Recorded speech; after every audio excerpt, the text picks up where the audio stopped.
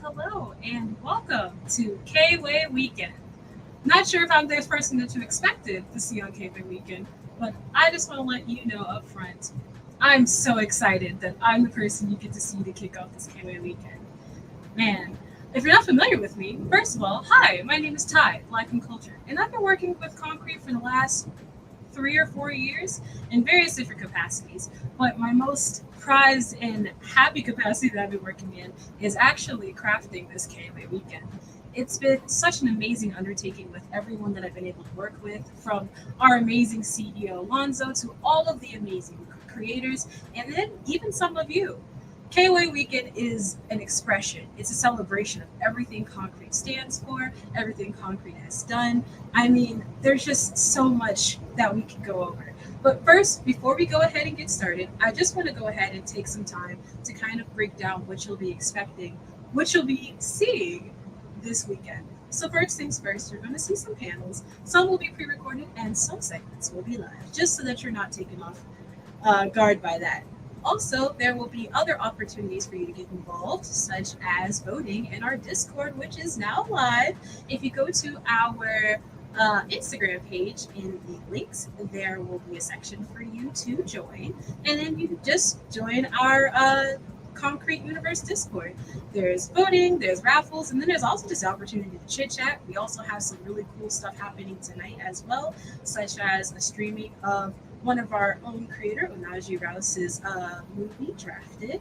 And then we also have some other opportunities that I kind of got to keep close to the breast. So sorry if I'm not spoiling every single thing. Also, I want to take a moment to say that this is an amazing weekend to get your hands on some dope concrete books. So if you have not gotten concrete books or you've been looking to get some concrete books, let's just say this weekend's a very good time. We've got sales on sales on sales, sales out the wazoo, as well as some amazing new books dropping this weekend. So if you're somebody who's a true concrete stan and you've been waiting for something a little special, let me tell you, we got something special for you. Also, I won't be the only person you see this weekend. I assure you, I could not talk for that long. There's also going to be a segment this afternoon with Alonzo Star himself, where he'll be taking over and introducing you some major announcements. If you want to follow along with what's happening this weekend, all you have to do is go to the Concrete Instagram, or you can go to our Discord and check out our schedule, which is available there.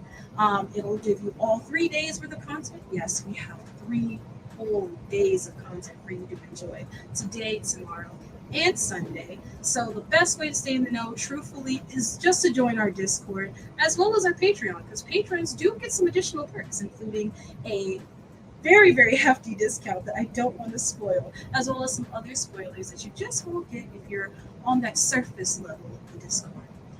So without further ado, I hope I've done a good explanation. Of course, if you guys have any questions or concerns, this is a real interactive kind of thing. We're celebrating concrete. No need to not act like family. Please be sure to drop those comments, questions, and concerns in the chat, and we will answer them as best possible. So, first things first, let's go ahead and get started with a little bit of a panel. But before we begin, I kind of want to give like a little introduction to this panel. It's Indie is the New Mainstream. It was myself, Lonzo, Jermel, Leslie, and I think one other person. Oh yes, Midnight Comics, who will be featured heavily this weekend. We're talking about indie comics and a bunch of other things. So stay tuned for that. It should be streaming, I believe, in the next 2 to 3 minutes. So we're going to take a brief little intermission, and then we'll be right back, and then you guys will get to watch that dope panel. So, of course, thank you guys so much for your support, for tuning in, for watching. If I look a little nervous, it's because I am, but no worries. I'm sure the nerves will rack off as we get into the vibes today. But, of course, most importantly, be sure to keep it concrete. And I will see you guys soon enough. Bye-bye for now.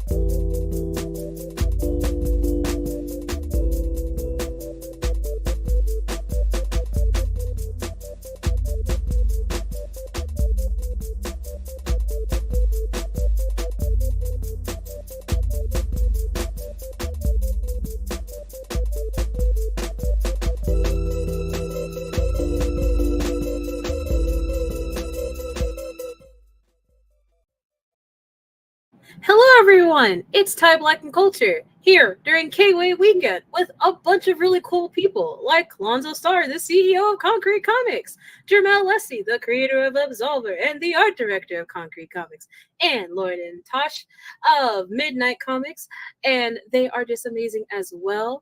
And of course, you have me, myself, Ty. We're here talking about indie comics and how it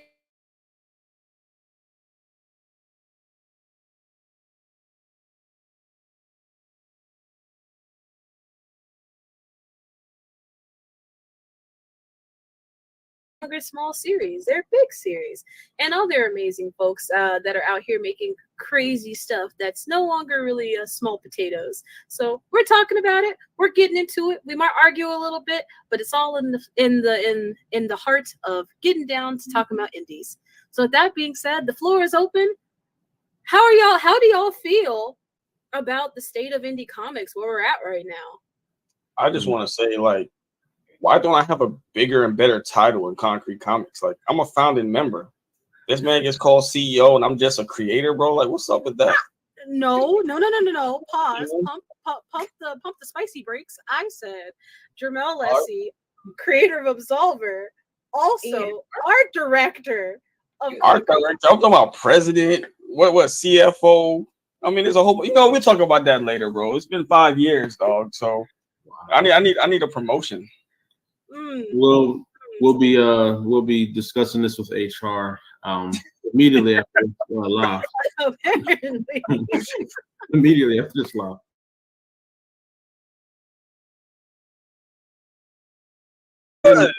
He doesn't know why it goes downhill from there. You know what I mean? He never knows why it goes downhill and why I descend into darkness after. It's only up from this point. It's only up from this point. Say less. Let's go. Let's go. So the state of indie comics, starting with Lloyd and Natasha. What are you guys' feelings about the current state of indie comics? Certainly way different than it was even 3 years ago when we got started. Like, there's so much more available, right? I think among the first people that we saw, I brought this up when we chatted with the big three here, and Anaji, Jamel, and Lonzo about it earlier. Like, there weren't a lot to kind of not necessarily connect to, but there wasn't as many comic creators that we saw in the indie game even 3 years ago, right? There's this recent boom in content that I feel like that we haven't seen, even if you go back to the days of like Milestone. And we did talk about that with Marcus Roberts at one point. We was talking about all the people that kind of inspired him coming up. But because, again, there's this huge boom now that we just didn't see before. So I think now just, I don't know. I lost my whole train of thought. I apologize. But no, yeah, it's just a huge boom in indie content, and I think it's super awesome. And Tasha's been saying it for the longest. It's the new mainstream because of the amount of consistent content that's coming out that's in the indie scene right now. I'm so sorry. Go ahead. I gotta put my words out there. When I got words, I gotta say. I apologize. It's a good segue. Roll with it. But no, yep. Like you said, I think I've said it many, many times in the last few months. Just indie is this is what's going to replace Hollywood. We're about to make our own because at this point, they're not giving us what we want. And in order to get what we want and have creators that are passionate about what they're creating with good stories, we have to turn to indie media in general. What? Sorry, I remember where I was going. Mainstream continues to tell the same tired old stories. And like she said, everybody's tired of that. And so that's why we saw that boom. There's representation now. But not only is there a bunch of representation, there's also really good stories now. Not just, I made a Black story. No, this is a Black story that's good. There's actually substance to it. That's where I was going. Ooh, there we go. Redemption. Absolutely. Same question to you, Lonzo, but slightly different. So the state of comics currently, 5 years ago when you were getting into comics, you came right in the middle of a global pandemic, and a lot of different things were happening media-wise, social consciousness-ly wise. How do you think the state of comics has changed from when you got into the game during the pandemic versus now, post-pandemic, and now post a lot of that initial hyper visibility has kind of died down? where do you see the state of independent comics? Well, I feel like for us personally, this era now is what we were actually training for prior to COVID. We were training to be in the con circuit and to be out there, going crazy every weekend, and just, online was going to be our second, but in person was going to be our main. So we were trained for this moment. When COVID happened, we just had to pivot and switch them around to where we're online based, make sure we do everything online, and whenever physical opportunities come about, we make sure that we go. So it don't really feel too different for us at all, because this is what the real world actually felt like before. You know what I'm saying? Being online was never the main option before COVID. It became it during COVID. So, right now it feels like things are back to normal, and I think that's why a lot of people haven't been able to pivot and shift back, because they were used to the end of the world. Absolutely. Jamel, same question but slightly different. You're a longtime lover of indie comics. You have said it multiple times yourself. Your favorite comic book character is Tom McFarlane's Spawn. From the early, I would say the late 90s, those early 2000 era to now, what do you see is different from then to now in the current state of comics? So I'm going to speak on what is very important to me, is our stories being told and being told properly. I mean, because when we was starting, close around when we started, but a little prior to that, the most of our Black stories, everything was coming out of Egypt. Everything was coming out of Egypt. This character based on Ra and this, and I mean, it was dope. But after a while, it's enough of that. So for me, the biggest difference is like what we're doing now, outside of Konkret, outside of Midnight. There's a bunch of dope representation that's coming out, and to me, I feel like that's the biggest contribution or change that I respect. So it's that area. Absolutely. And touching base on how you're like a lot of back in the day, a lot of Black comics, if you will, were stories that were kind of grounded in Africa, and specifically like East Africa. I do think that's something I've loved about the current state of comics, is that really there is such a big diversity here. You're hearing not just like, in indie comics in general, but Blacks, all different kinds of stories. Black stories about suburban kids, Black stories about people from Black stories about men coming in and out of prison. Even like I've seen some ecological Black stories as well, talking about like things dealing with Black agriculture and like the way, like our physical land where our ancestor came from here in the States. So I absolutely have to agree. There is a greater diversity. Since everyone here has made a comic, congratulations, you did the hard part. You put out multiple books.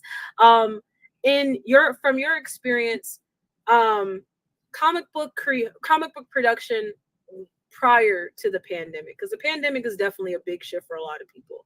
Prior to the pandemic, what was different about comic book production versus now making comic book production, if there is any, or can you just tell us about the difference in production pre-pandemic, post-pandemic? Well, definitely the learning curve. Pre-pandemic, just getting into this, so learning certain things, getting certain things. And I feel like it was a blessing, because the pandemic not only there was a shift, but it allowed things to slow down, so we can really just figure out, okay, how much you can figure out your budget, you figure out time, you can figure to me, just the learning curve. That was the biggest thing for me personally. So I would say for us, it was very difficult. So obviously we didn't officially become Midnight Comics until 2020, but production of our manga, The Love, started in 2019. And trying to find a traditional comic book artist was difficult. Our artist that we have for The Unbeloved was somebody that we met on Fiverr.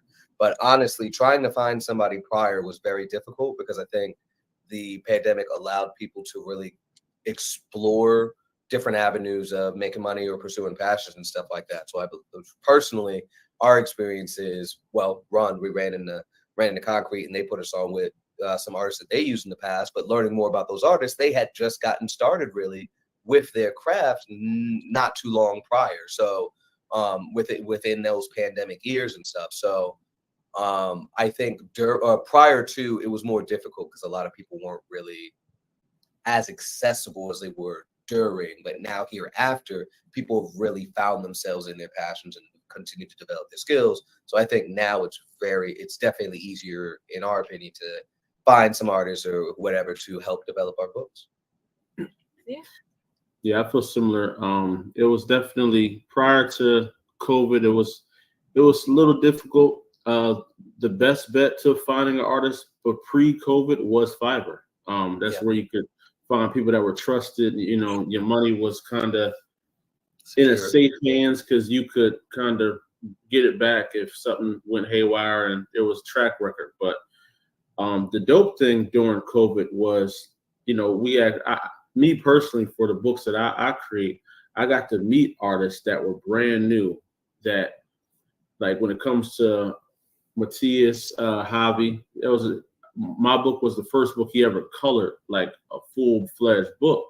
So, you know, then from my book, he went to Watchmen, then he went to Odina, then he went to other books, and now he's a full-time seasoned colorist. And, you know, Serge, you know, he worked with one of us as well. We were like his first book. He was only doing pinups, and he did his first couple books with us. He did a lot of Watchmen covers, and that's what made me know he was serious. So when Lloyd and them asked if I knew artists, I said, yeah, I know one. Boom. Now he got first big break kind of with Midnight Comics. Bruno, he's done work, but never full-fledged work, you know, so we got to grow with a lot of artists during that COVID time, to where we were all like learning at the same time. I was still learning how to write a book to the level I write now. I was still learning how to just write a comic book. That act like it's my first book I've ever written. So it was just a lot of learning, but it was dope because we all we're just leveling up all at the same time. Absolutely. One thing I've noticed about indie scenes in general is that there's typically a lower barrier to entry for a lot of indie scenes, because of course everybody in here is getting started. Would you say that that's probably why a lot of people are gravitating to making indie comics now, is because they have stories that they want to tell, but comics is kind of a low barrier to entry to get their stories told? Shit, most definitely. You know, every time I write, I envision a TV show, a cartoon, a movie. But the most affordable medium is comic books. So, outside writing a book, you know, but again, I guess it just boils down to the visuals. But I also think there has to be an aspect of love for comics in there too. You know, I don't think you're just going to just pick it because it's the cheapest or the most easiest, you know, because honestly, to do this, you really have to have a love. I'm going to say it over and over and over. This takes a lot of love and dedication. And so I think those would be the reasons for me personally. Tasha, your thoughts? I'm right there with Jamel.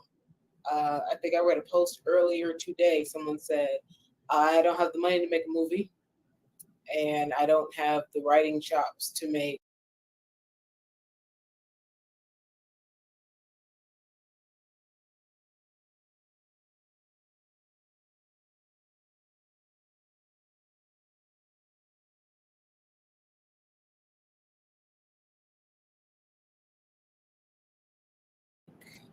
a book, like a novel. So I chose comics, and I was like, you know, that's pretty cool. And I definitely agree that some people are getting into comics because it is the easiest medium, but some people are getting into it because they think it's the easiest medium. They think it's easy. They may not necessarily want to tell a story. They may think it's a way to make a buck. I've seen a few people try and fail at that because the love wasn't there. It was all about trying to get a cash grab. Mm-hmm. That's Mel said. You you gotta have a love for it. You gotta have a love and a passion for storytelling, for comics, for creating worlds, for putting in the work. That it does still take work, very much. Blood, sweat, and tears from everybody on this panel right now. Sure, I would say, you know, making a comic is probably the best proof of concept. Probably better than a novel, because you can take a comic to somebody and they can just look at it and be like, okay, is it this, that's what the characters look like? That's what this look like. You know, a novel, you may never have to design the characters at all. You just write them, you know, write their names, and you make a story. And some people can read that and make movies like Fifth Element and stuff like that. But a comic, you can just look at it and then you can be like, oh yeah, I can film this. And then you just film it. But the other thing is that we live in the age now where making a comic is a lot easier than it was, you know, 20 years ago. 20 years ago, you had to be cut from the cloth to even dream of making a comic book. That was like, you know what I mean? That was like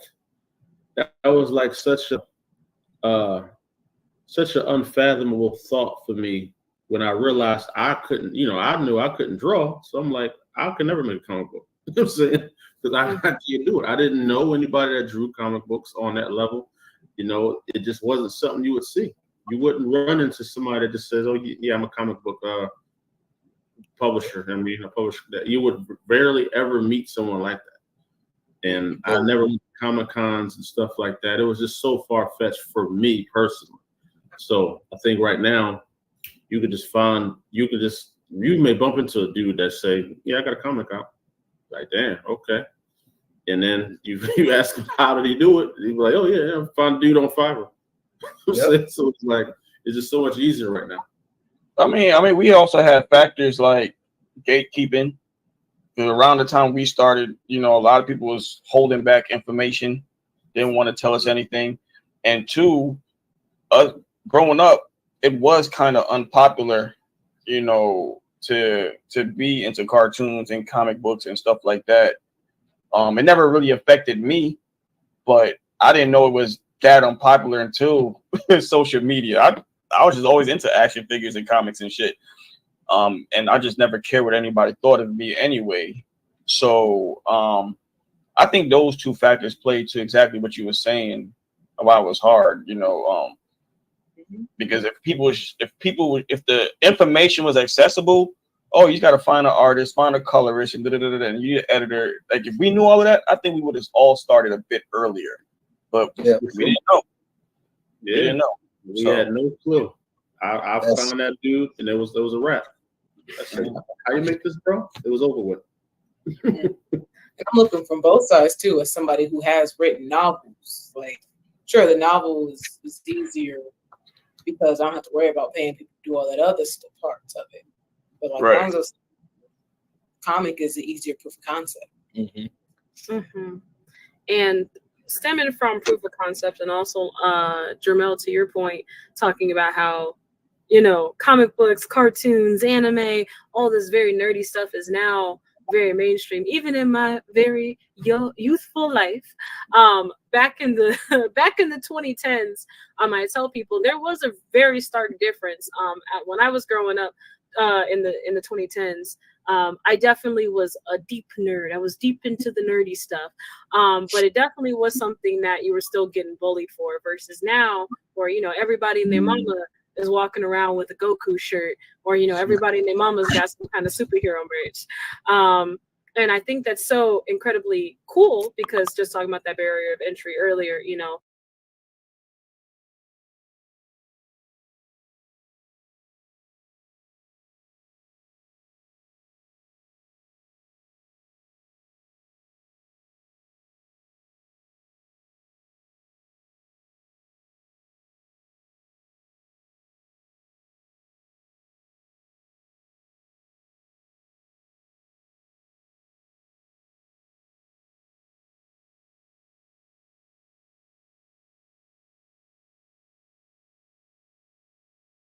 it's much lower on that end as well, because it's so mainstream. More people could be interested in your product.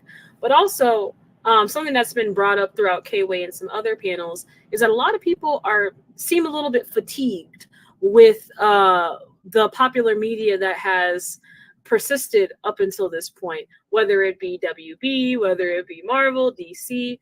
For indie comics, what do you think is it that allows people to enjoy indie comics in such a way that they are getting fatigued with some of the bigger IPs out there? I think there's a lack of passion in mainstream media to an extent, right? Like we still, as indie creators, still have a level of passion behind these projects. These are our babies. These are things that we've thought of, put, again, blood, sweat, and tears and stuff into.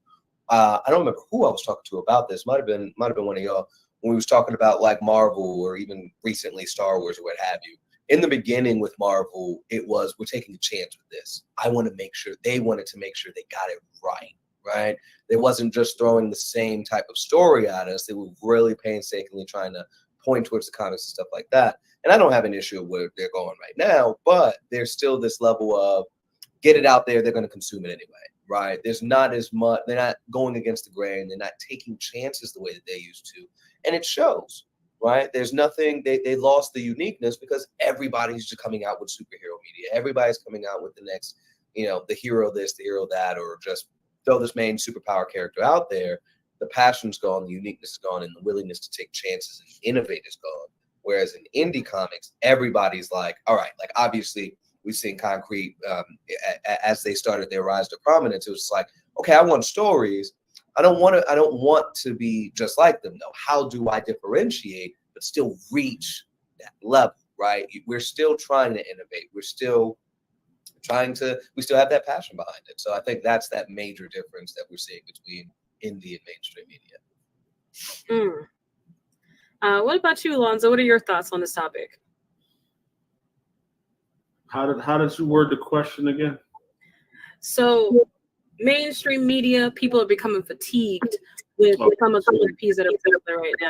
What's indie doing that's getting the people wanting more? Well, similar to what Lloyd was saying, it's fresh content. We're really pushing to make content that you haven't seen before or consumed before in a different way. We're really studying how to write a good book. We're not just throwing something out there like we just we're just privileged creators that just got money to waste. Like we're really putting our like heart and soul into these stories. And I think when people read it, they can feel that. You know what I mean? Like we all read throwaway Marvel DC books. Like why did they make this? You know what I'm saying? Why didn't you give us what we asked for? Why are you shoving this down us? You know what I'm saying? So we don't have the opportunity to even give you any fluff or filler stuff. We don't have a chance. We got to give you everything that is top notch. We can't give you no fluff, because the moment we give you fluff, y'all gone. You out the door. You're going back to Marvel and DC. So we telling the top notch stories we can from the first time, and you get to be like, yo. I think people like to be like, yo, I put this person on to this person. I put this on to that.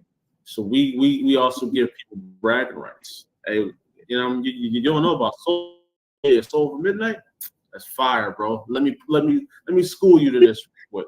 So people want that, and that's what the indie community gives. Absolutely. Your thoughts, Jamel? I think there's a lot of things. I think mainstream they've forgotten their core. To use music as an example. Snoop Dogg and Jay-Z, as they grew with the audience, their fan base. They didn't try to dumb down for the younger people, and a lot of old musicians, they try to dumb down and they lose their core audience. So, like, again, no disrespect to nobody, but don't just give me a gay Superman because that's what's trending right now. Give me a dope story, create a new character that has a specific love interest in this and the third. Focus on the story. And I think the problem with mainstream is they're losing us. The one of the biggest reasons or part of it for us creating our own stories was, you lost me, I'm good. You know how many times I go to the comic book store and I buy Spider-Man #1, and then 3 months later we got a new Spider-Man #1. Or we didn't want like what's going on? You can't even keep up with it.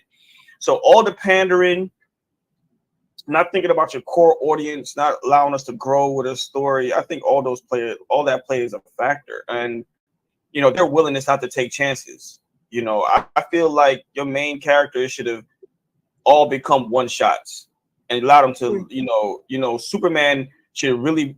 I think if you got away from the 2, 4, 5 or whatever with Superman, you could and did a one shot. You can really allow him to be, self-contained stories. There you go. You could really allow him to be Superman. You don't have to dumb him down for this or that or the third. Like, no, let him be Superman, tell a great story. And that's why I love The Man of Steel. The Man of Steel is a perfect movie to show, like, all right, he's going to be Superman 100%, but we're going to give him some human emotion factors to deal with. And they're now starting to do that in the comic books, but mainstream, they just don't care, bro. They all trying to get money, and if it doesn't work, they're going to reset it again. Try something. If it doesn't work, they're going to reset it. Oh, this is popular. All right, cool. This is popular, so we're going to give you a Black Hawk Man. Like, bro, I didn't grow up on a Black Hawk Man, bro. Like, what are you doing, bro? Like, it's just too much of that pandering and chasing money. And so art is a love. Art is a passion, and they're not doing that. And that's just what it boils down to. And in the indie community, for the most part, because we, like Tosh said, there's a lot of people that just do it for outside of passion. But for the most part, that's what you're going to get. Down to the last minute, I just rewrote Absolver issue 4 and added 3 new pages because that's how much I care about my shit. And that's probably like the 17th rewrite of issue 4. Like, I go in because there's a love and there's a passion there. And then so I think that's what it all boils down to. Like, no, I think that those are some valid points. And while I'm on you, let me actually start you off with this question. Because I know you like spicy takes. What would you say is your hottest take about mainstream media? I would say even as a whole. What is your hottest take about mainstream media? But also, how is the indie sphere in indie comics fulfilling the whole, or how is it solving the problem of your hot take about mainstream comics? Because if you are a real writer, or if you are a writer, let me say it. If you're an artist, you're invested in your craft, and you put X amount of yourself into that craft. And so when you read indie, you can, it's fun, but there's nothing in it that's connecting you to that story anymore. Like, the dopest thing about Spider-Man was the relatability.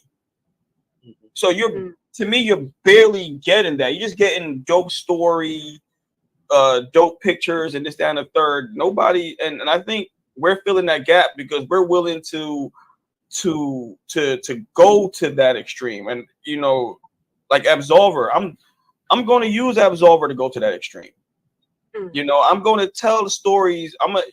Yes, he's going to fight demons and angels, but we're dealing with real killers, murderers, and rapists and child molesters out there. Nobody tells those stories. Somebody has actually gone through that, and they don't have a hero that is letting that emotion out for them.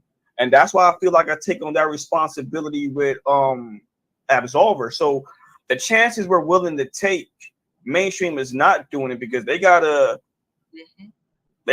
consider this person, that person, their investors. Oh, we can't lose investors because Wolverine chopped the head off of a child molester, because we all know most of their investors are probably doing the exact same thing behind closed doors. I'm just going to keep it a buck. You feel me? But me, I can do it. you know, the beginning of issue 5 of Absolver, people gonna look at me like, damn, Jamil, you're demented. But these are all actual shit that is happening around us. There was a legit disgruntled boyfriend who killed his girlfriend and then fed the baby to an alligator. That shit really fucking happened. And nobody's talking about it.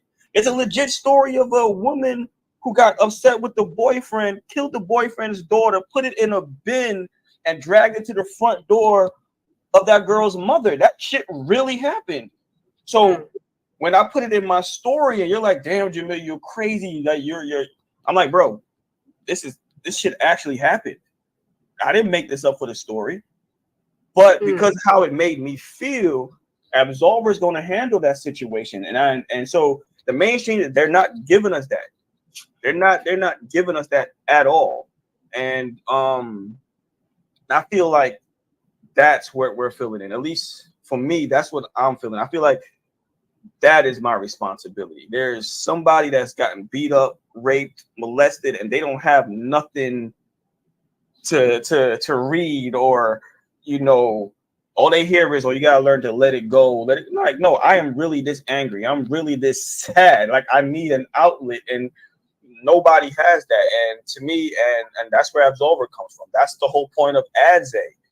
You know, a lot of us watch. My last slave movie was 12 Years a Slave. I can't do it no more. I have nothing. I have nothing against white people, but I cannot ignore how that shit makes me feel. No, wait, I'm sorry. You said you got nothing against white people, but everyone, why everyone's face look like that? No, because I have to say that because I don't want nobody to feel like, you know, I'm a hateful racist. No, I'm not.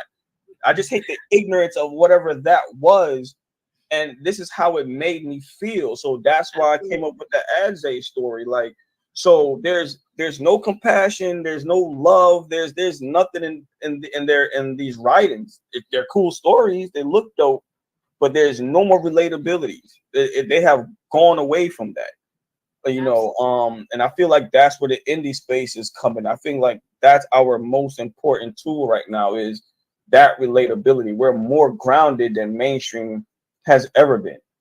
Yep. And you know, and I'm gonna end with this, like I said, like Midnight has some dope character concepts just off the mentality of their characters, and I was like, yo, that's fucking insane.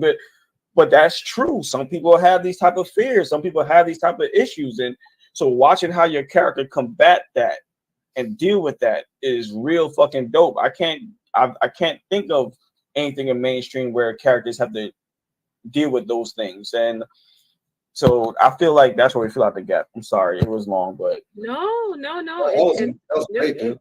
We love passion. We're all here for it. And moving on to you, Lonzo, same question but slightly different. As somebody who curates stories to get out to the people, what do you think is something that mainstream is severely lacking in on the publisher side, the people who curate the media that we consume, and get it out to the people? And how is Konkret moving to fill those voids, or how is indie comics and indie publishers moving to fill those voids that mainstream publishers aren't? I feel like indie comics is in a great space as far as production wise. We have a lot of great stories that are deep into their issues. A lot of dope publishers, you know, including from Konkret to Midnight to Advent to Freestyle. All the other various companies are dope. The main thing we need in the indie space is for now the consumers to be trained to look at us the same way they look at the big two or whoever else they look at, you know what I mean? And realize there's no difference here. You know, back in the day, yeah, people were worried about the quality of indie comics. They were like, you know, what's it going to look like? You know what I mean? Because a lot of them artists were drawing it themselves, and there's nothing wrong with that. But if you're drawing it, writing it, coloring it, editing it, you know, something's going to be slacking. Something on that book is going to be slacking. And that's not the case no more. Indie comics are looking it's sometimes better than the mainstream titles out there, and people are realizing that. But we need to get more of the consumer base to really be active. And on the flip side of that, I think the mainstream media, they have a solid hold on their audience, their consumers, and they're choosing to keep giving us lackluster content because they feel like we're not going nowhere. But they're starting to feel the threat of indie comics, and by default, our presence is making them better. So I feel we both need each other, you know what I'm saying? But I hope they keep fucking up and we just keep, you know what I'm saying, doing what we got to do. So, no, absolutely. You know, yeah. And then Lloyd and Tashi, same kind of question. We've got mainstream comics, you know, they keep making these big missteps. And where do you think indie is filling the void in the consumer that may feel a little bit slighted by mainstream media? So honestly, no matter how much they pander and occasionally do it in a good way, their biggest problem is always that they will still go back to trying to appease clan members. The vocal minority. They always go back to trying to appease the clan members, no matter how much they try to claim that they're all about diversity and inclusion and all that stuff. They always go back because they don't want to lose them. We're not afraid to just stay authentically ourselves and not listen to that vocal minority. Right. Because we don't have time for that. Oh, absolutely. I know that's real facts. Kind of taking a more comedic turn here. There's been a lot of media that's come out over the last 5 years, we'll say, the duration of Konkret. This is definitely a hot take safe space. But in your opinion, no particular order, what would you say is one of the worst piece of media that has come from mainstream comics? This could be cinematic, this could be comic books, graphic novels. What is some of the worst media that's come out in mainstream media? And you could just give it, you can give it raw, you can give it hot. It doesn't have to be anything crazy. Miles Morales' Thor. That is all. That was pretty. We did talk about that. Oh, y'all did? We did. Oh, yeah, we did. It was pretty ass. That was terrible. Yeah, that was enough said. That's it for me. I'm gonna be honest. It's kind of hard for me to answer this because when I watch something that's so trash or read something, I completely obliterate it from my memory. Like I can't even fathom it. And I, to double back, I feel like that's one of the issues with the indie space in the content creator spaces. We focus too much on what we hate, and there's not enough people talking about what they love. It's like people will read something or watch something that they love, and they'll like keep it secret. They're like, yeah, that joint was dope, but let it be bad. They go 100% on it. And I'm the opposite. When it's something I don't like, I don't even speak about it. I'm not gonna recommend it. I'm not gonna share it. I'm not gonna say nothing. I'm just gonna be like, "What was that?" Put it to the side. You know what I mean? So of that. Oh, go ahead. No. Drive engagement. That's why. Yeah. I was actually going to speak to that. One of the things I've talked about in my own content is that there is this cyclical nature between the content creators who love and consume the content and make content about the things, by these creators that make media based off IPs, and then the IP creators, they put it out and it just kind of comes back here. You're getting these feedback, and it's really the creators who help support the community. I know that you've mentioned this before. The creator community does seem to have an issue with being kind of vitriolic and hyper-focusing on the negative. If you could speak to the creator community, what is something that you would, what's some advice or maybe something that you could tell them as a creator looking for the supportive community in your own products? For me, really, if you love it, share it.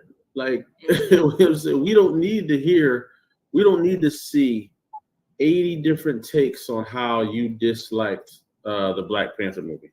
You know what I mean? Some people loved it. Some people really enjoyed it. And no matter what you say, you're not going to create some big old movement of people signing a petition to recast T'Challa or whatever you want to do. You know what I mean? If you hate it so much, you can find a book or a story or an independent film that gives you everything that you wish that movie was. Talk about that. Go find that content. Go do the jobs that old DJs used to do with music. They used to tell you who was the next hot person from this city. When Jeezy was coming out, the DJs told us, Jeezy is the guy y'all need to listen to. Every club, every DJ had it in the rotation because you don't want to be a DJ that's known for playing whack music. You want to put people on and like people like, yo, I heard this joint at the club. It was fire. Like I don't even know who it was. The DJ be like, oh yeah, that was Young Jeezy. You know, go look them up. So we need more content creators that are willing to stick their neck out and put some people on because we need you guys just like y'all need us for content. You know what I'm saying? Absolutely. So it's a perfect marriage. Your thoughts, Jamel? On the last recent question or the one prior? Yeah. Oh, either one. It's fine. I'm open to takes. Well, to the last one, it's not really the whole movie, but in Black Adam, that scene where that little boy is trying to gather the city to fight, like that shit pissed me off. Like, bro, you are not about to get me to grab a street sign and a book to fight these magical beings that are coming out nowhere, bro. Like they always put this I can't remember this kids bop shit in these movies, but that should be pissing me off. I hate cheesy scenes. That's the word I'm looking for, bro. That cheesiness is trash. You know what? The movie wasn't great, but it wasn't bad. But that scene alone makes it bad for me. You don't like a good grilled cheese sandwich? You don't like a good cheese ball movie? I hate cheesy scenes. I do not know why every movie needs a cheesy scene. Like, who's going to fight with me? I will. Like, no, we not. I'm scared. Oh, Tasha, you don't like a good cheese scene? You don't like a good Gruyere? If we go to do that, it has to know what it is.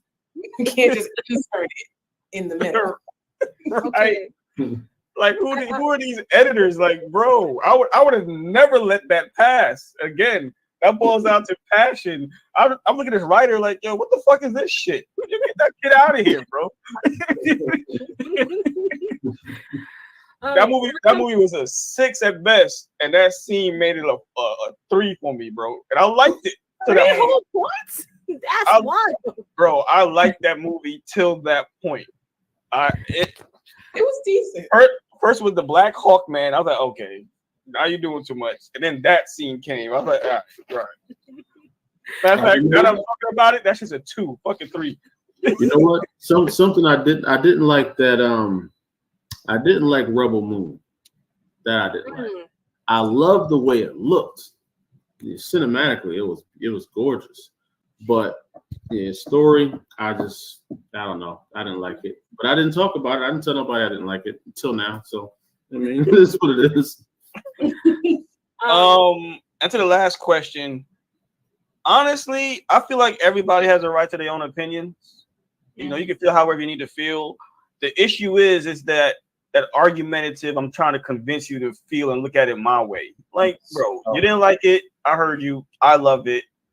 Leave it alone. But no, they be going in and fighting, bro. That shit's annoying to me. So I just like, it is what it is. And then, you know, go enjoy it for what it is, not what you wanted or expected it to be. Like Black Panther 2 was dope as shit. Did I want them to replace T'Challa? No, I didn't. I felt like they should replace the actor and kept Black Panther, but I watched it and that shit was dope as fuck. Like, it's a good movie, but there's a lot of hate out there for no reason. So stop trying to convince people to look at it your way, bro. Everybody's allowed to have opinions, and that's it. Absolutely. Tashi and Lloyd, same kind of question in that same vein. I also want to put in the context that we've seen some of our creator friends in the space often they have to, when they put out their opinions, a lot of people become very vitriolic towards them, and they have to do a lot of fighting for their lives in comics. But of course, it's not our creator friends. This happens with all creatives. You kind of, you know, as you create, people come and hate on you. That's just part of the internet. But what would you guys say as is some advice to some creators out there who may be getting a little disheartened about all the hate that they're receiving when they're reviewing content such as yours? You want to start that To review it, or just if they get one? Yeah. Say it again. Was it reviewing or getting hate their content specifically? Getting hate for their content, reviewing your content or others in the space. Look, everything ain't for everybody. Yeah. Everything ain't for everybody. If it's not for them, then they can move on. You can keep making content for your audience. Yeah. We've had bad reviews. Absolutely. We've had great reviews, and those are the ones that really matter. Yeah. And we've had good criticism. That's what's important. Criticism. Constructive criticism, not just negativity for the sake of negativity. We've had all of them. Absolutely. Well, fuck that. Can I say something to that? Oh my God. Yeah. Hey, you know, I did say cut up. I did say cut up in the middle. Go ahead. Go ahead and cut up. There it goes. I'm cool with reviews. I'm cool with however you feel about my story. I appreciate it. I just feel as if you have content of your own, whether comic books, if your shit reads ass and looks like ass, you don't have the right to review bomb anybody else's book. And we've had that done to us early, and I wanted to snap and say so much shit about these two people, bro. And if they know who they are, like, bro, y'all have triggered his PTSD again. I just triggered his PTSD. No. like, listen, I don't walk around like I got the best shit in the world. I see some dope books out there, and I love the art. I read some dope indie books. I'm like, damn, I wish I could write like that. I give respect where respect is due. Yeah. You know, if you need pointers, I don't gatekeep and stuff like that. But if you put yourself out there to want to review somebody's shit, make sure your shit is at least an 8 on every level, from writing, editing, and art. Because if it's not, like, bro, what you do? Like, these people's books was trash on every level, and they bombed out shit. Like, Thankfully, it hasn't been that many. I think we've only had like a couple where it was like, I don't know if you can really stand on trying to tell us how good our stuff is. Only been one. Yeah, you would be surprised. Like, to piggyback, initially I thought, you know, we were also talking about like people that like post stuff like we brought up Black Panther or maybe even Star Wars, where they're talking heavy about and complaining about what mainstream is doing. But if they're creators as well, it should be a perfect segue as to what they could have done better, or what it is that they're implementing into their own stories, and give reason as to why. Hey, check mine out. If this is what you're looking for, if this series, or Star Wars is what's on my mind. I saw a post recently about that, about how terrible Star Wars Acolyte is and all this other stuff, and it's just like, it's not that bad, first off. But second off, as a creator, what is your story doing that is so much better, or what do you plan on doing with your story that would elevate it up past this? Put eyes on your stuff. Use that as a perfect segue to motivate readers or those or viewers that are disappointed in mainstream media, and have them gravitate towards you. So yeah, that's probably the shortest and sweet version I could say to that without going on the soapbox. But yeah, just use your gripes and complaints in a more productive manner. Absolutely. No more sweet version. That's part of our origin story. I'm so sorry to start rambling again. No. That's part of our origin story. We did fanfics. We did what if. We did how we would have done it better. We've talked at length about how we would have ended Naruto and done that better. Well, no, the literal ending, everybody got what they want. What was the bad guys thing? Put everybody in a infinite Tsukiyomi so that they get what they want. So Boruto should be a fever dream. Nobody won. The bad guys win. That would subvert expectation. Naruto still becomes Hokage. Everybody wins, but they lost at the end. That's glorious. Nope, cop out. So instead of, oh, this is what I would have done, we said, you know what, screw it. We want to see representation, and we have ideas of how we would write stories. That's boom. There you go. Can't just sit in the background and complain forever. Do something. What are you going to do about it? So anyway, there you go. No. That's perfect.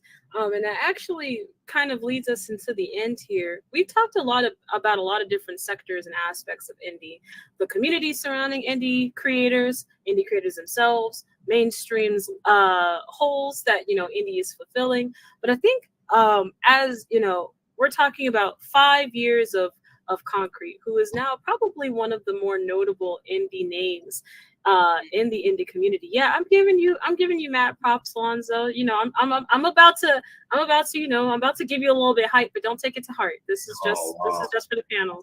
This is just for the panel. Wow. I don't want your head to get this big, I just you got that light skin flavor. I have to keep it down. Don't do that. I am healthy chocolate. Healthy chocolate is that's a stretch. I hope that you stretch before you leave. But healthy chocolate, man. You know what I mean? Yep, skinny even. But anywho, you keep talking about your light skinness. I'm trying to move on. I'm really trying to move on. But truthfully, in the last 5 years, you provided a lot of different things. I don't know if you've noticed. You provided a pathway for creators to see themselves in something. You are probably one of the first comic book publishers that has characters that look and feature characters that have the same experiences as them, or look like them, or their ancestors may have looked like them. You're a publisher that has provided a lot of access for people who never thought they'd get into comics. Heck, I've even attributed, a good part of the reason why I'm the creator that I am today is also because of you, simply because you were so kind as to open your arms and lend your platform to me and other creators.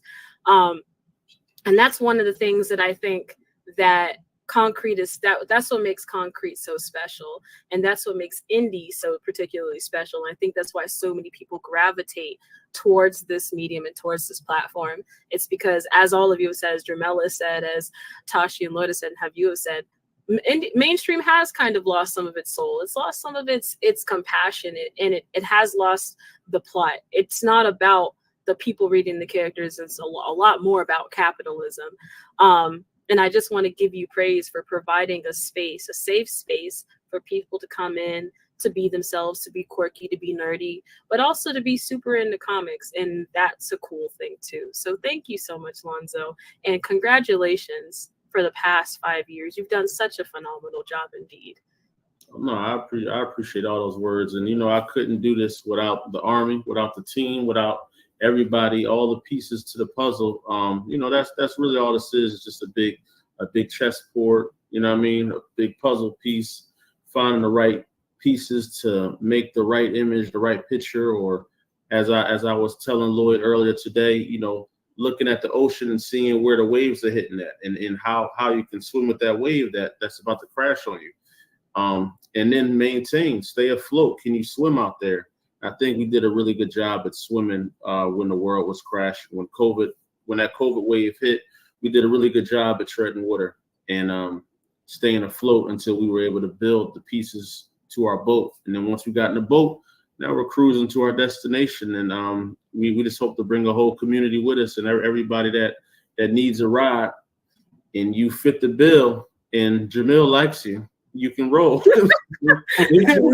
Gotta get past guard dog Jamel for sure. If Jamil likes you, you can come on the ship. You know what I'm saying? If not, you don't pass those tests. If you don't got that spirit, that energy, that light in you, we don't want you nowhere near us, man. And everybody on this panel got that light in them. You know what I mean? And I'm proud of everybody. I'm proud of every one of us, for just striving to be different, striving to really chase our dreams and not just chase them, wrangle them things up and take them by the reins.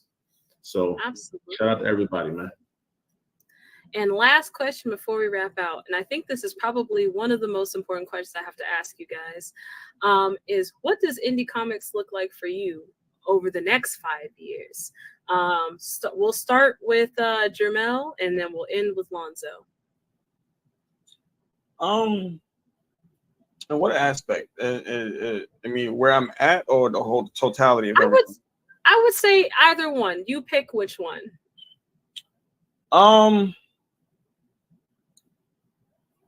Honestly, if history showed you anything, once something becomes popular and everybody gets in it, it gets very diluted and saturated and stuff like that. So I think we're in the best time to create our core base of fans and stuff like that, because 5-10 years, indie comics might be the thing, and now everybody's doing it, and there's no telling where technology is going to take us, including AI.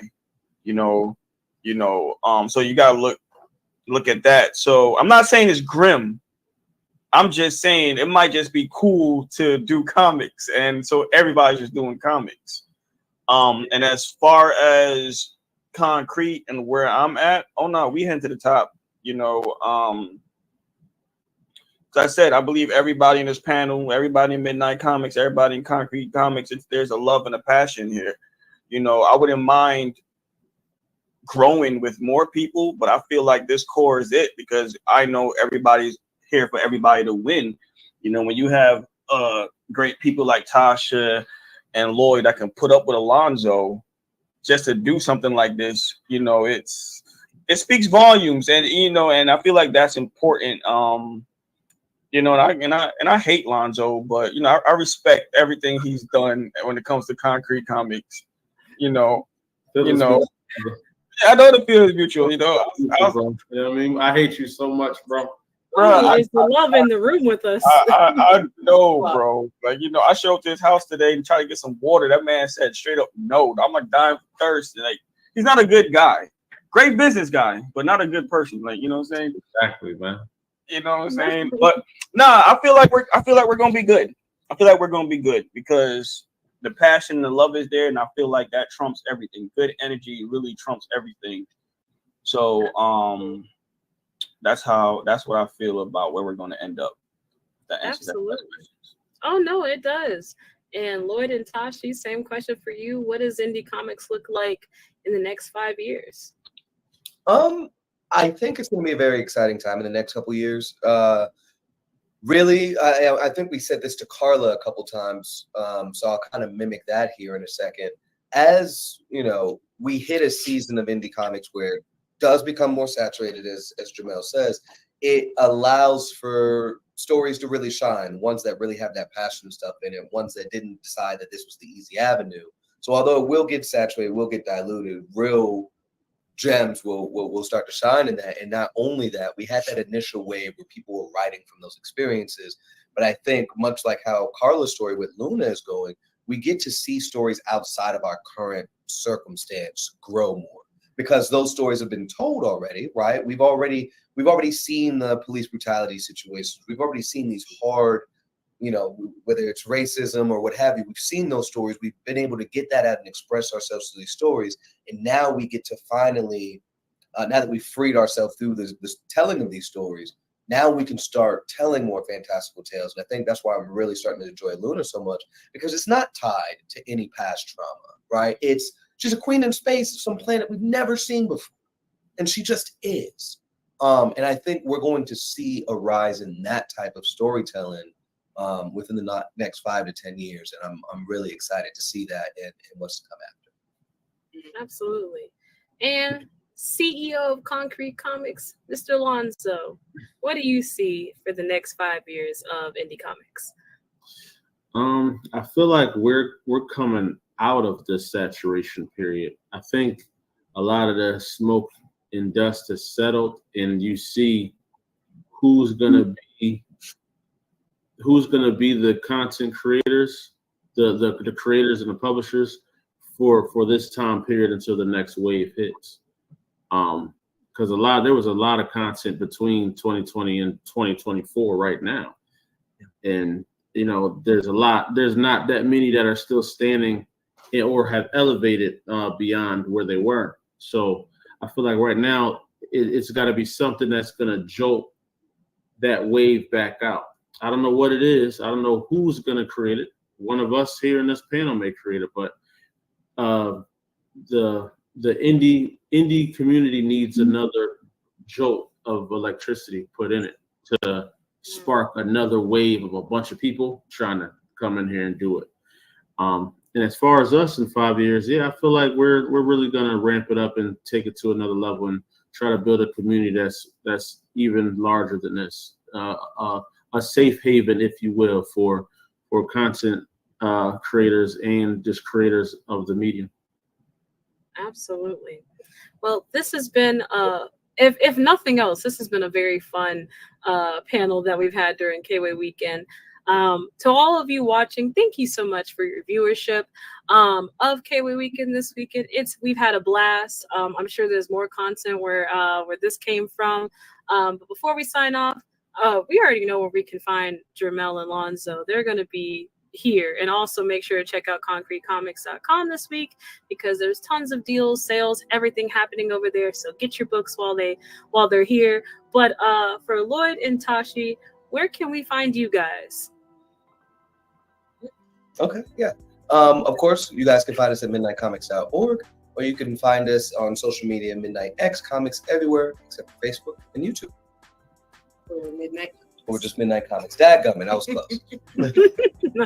You guys are fine. And also, guys, this has been Thai Black and Culture. Thank you guys so much for watching. And of course, as always, keep it concrete.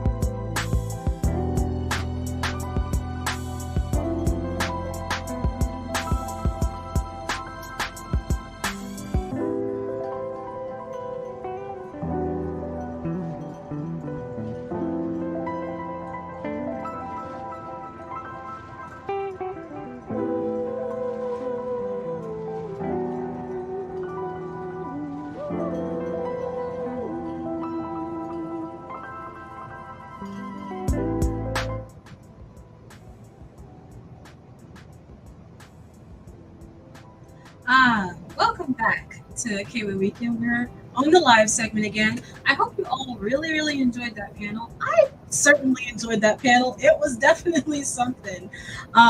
Goodness, it's always so great to kind of hear like everyone's thoughts about everything. I always really, really enjoy chatting it up with the folks over at Konkret Comics and Lonzo and Jamel. Before we proceed on, we do have a major announcement coming up in a little bit of time, but I do have to thank our wonderful sponsors. We have so many, but right now we're going to focus on two very special sponsors. First, we want to give a big shout out and big, big thank you over to the folks at World at War Comics.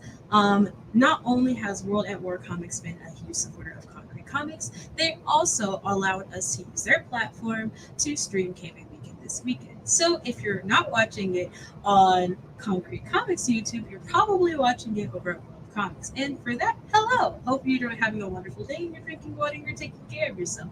But thank you so much, World of War Comics, for all that you do. And quickly, I just want to remind you that if you're looking for a new comic, make sure that you look no further than the folks over at World of War Comic, because they have a book called Kingsville that is currently launching a Kickstarter for the 3rd issue. But Kingsville is a story about countries that have put their faith in a global entity called the Alliance of Global Safety, or AGS, and basically it's a think tank that found its way to bring new countries together, but there is a little bit something nefarious going on with them.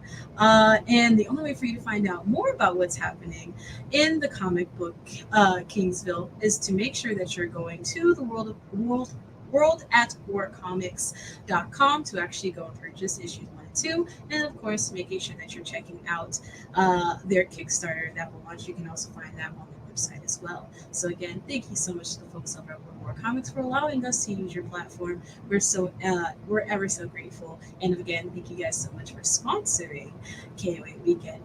And of course, our second sponsoree that I'm going to take the moment to is the folks over at ECBOC, or East Coast Black Age of Comics Convention. The celebration of the contribution of Black folks doesn't stop at Juneteenth. To celebrate the art and creativity of Black comic book creatives in the capital of Black indie comics as you walk through Philly's comic book history at City Hall on June 26th from 4:30 to 6:30 p.m. Eastern Standard Time. It's hosted by the East Coast Black Age of Comics Convention, and for more information, you could go to ecbacc.com. That information will be available somewhere in the chat over the next maybe 5 to 10 minutes. And as we gear up for our next major announcement, we are going to go to a quick little intermission, and then a major announcement shall appear. Thank you guys so much again for tuning into this KWAY Weekend, and I will see you very, very shortly.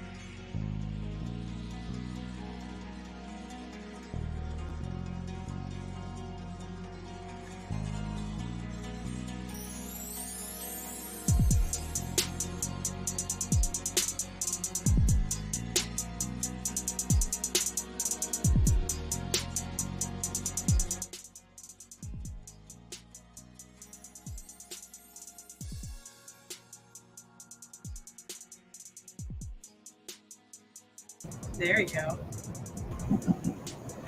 It's the man, the myth, the legend himself, Lonzo Star. How are you doing today? It is I. What's going on, everybody? How we doing, man? It's KWAY I weekend. don't have, you're a little choppy. Is your mic turned up real loud? Yeah, it's turned up. I don't know what's going on. Oh, I okay. sound bad?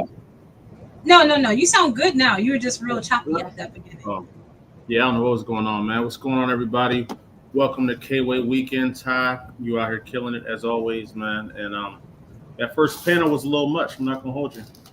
It was a little. I forgot how intense that panel was until I was watching it back today, because we did switch up our schedule a little bit, so that was supposed to be towards like that Sunday evening kind of vibe, and then y'all was truly talking heavy, and I was just like, oh no. Shut up. I was gonna say shout out to our slightly touched brother, Mr. Jamil Lessie, man. You know, he's always so passionate, man. So heartfelt with his stories. So just shout out to Jamil, man. I'm not calling him slightly touched. That's wild. That's crazy. Slightly touched is a good. What do you mean? He's slightly touched by God. You know what I mean? It's good. Slightly touched by God. You know what? Yes, he is. He is. Right. So while I got you on here, before we get into the major announcements, I want to do a little bit of a yap session. How has KWAY been for you? You've been vibing with you've been enjoying your time? I've been vibing. I'm loving the music selections. Pretty dope, pretty chill. We had some sales. People are purchasing the books right now, so that's fire. For those of you that don't know, we have 25% off of the store right now. So if you do want some if you do want to buy some Konkret Comic books, now is the chance. You can get 25% off all of our single issue covers. And we just uploaded all the variants that you've probably never seen before. Brand new design. I'll be showing them on the Discord and on our Facebook page. So make sure y'all tap in with that. And Patreon, you can join our Patreon right now for $1 and you get 50% off of our store. So make sure y'all tap in there, man. Absolutely. There's also stuff going on in Discord. I am really, really trying to push y'all to get in the Discord, because truthfully, we've got so much stuff happening in Discord, it's kind of overwhelming.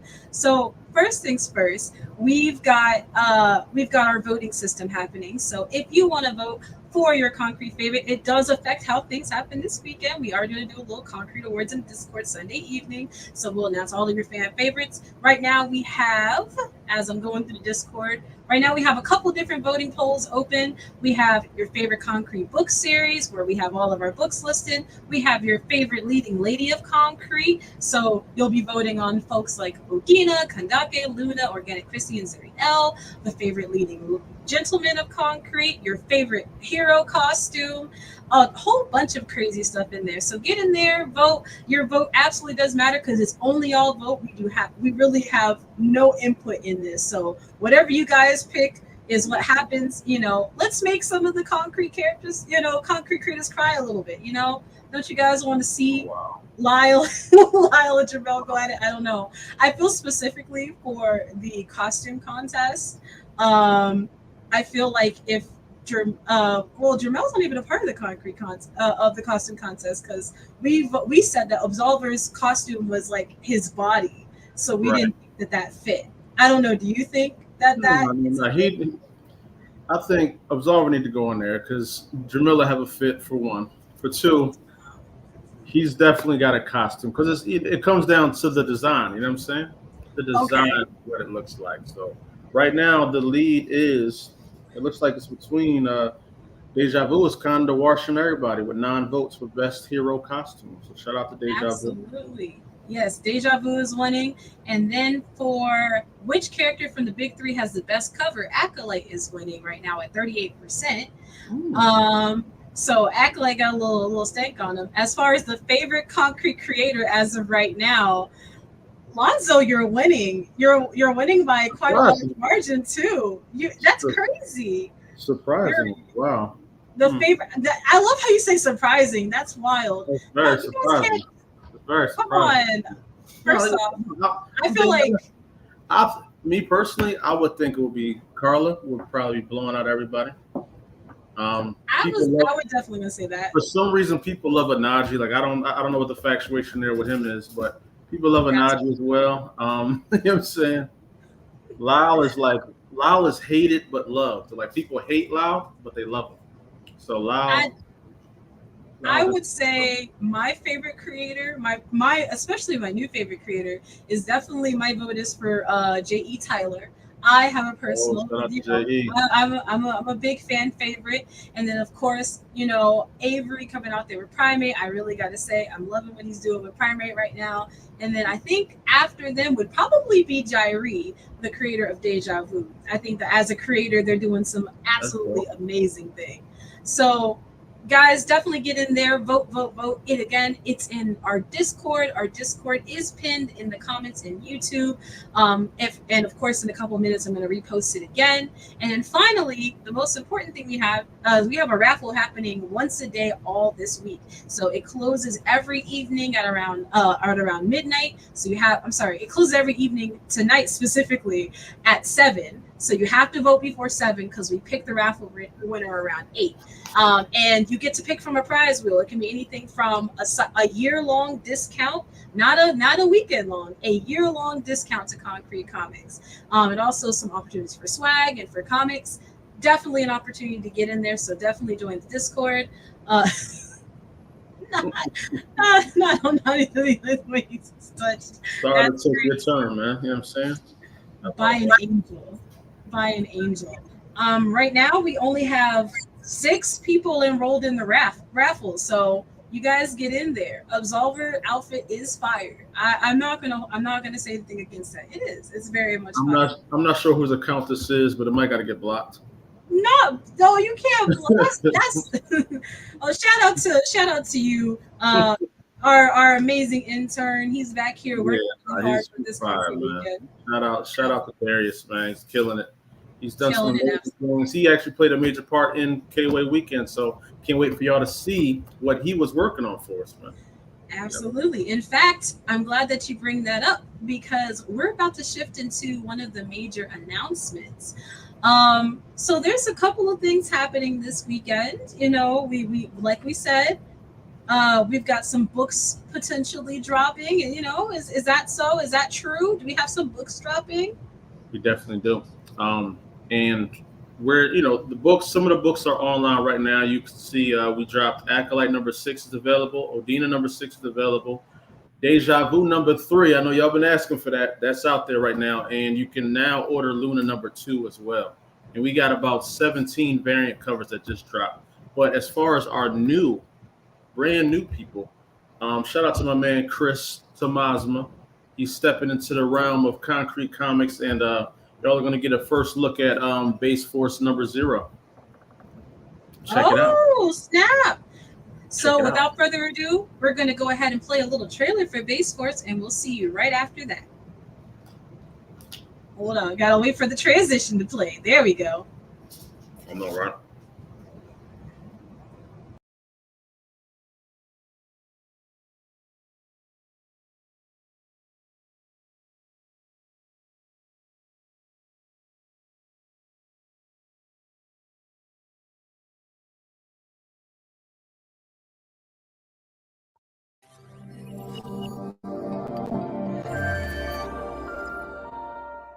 Taking place before the events of Base Force Volume 1, this one-shot follows Greg Johnson as he continues to step into his father's shoes after a much-needed hiatus. But soon after returning to the mantle of the tech-based hero Base Force, he gets very disheartening news about his little sister, Esther.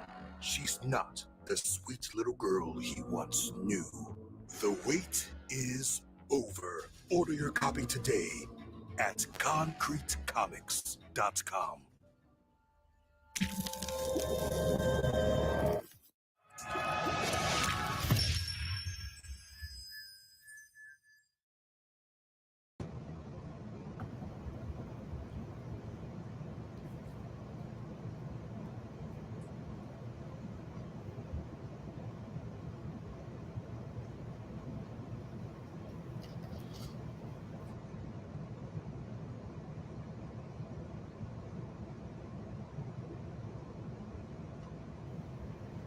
All right, man. What was that? That was crazy.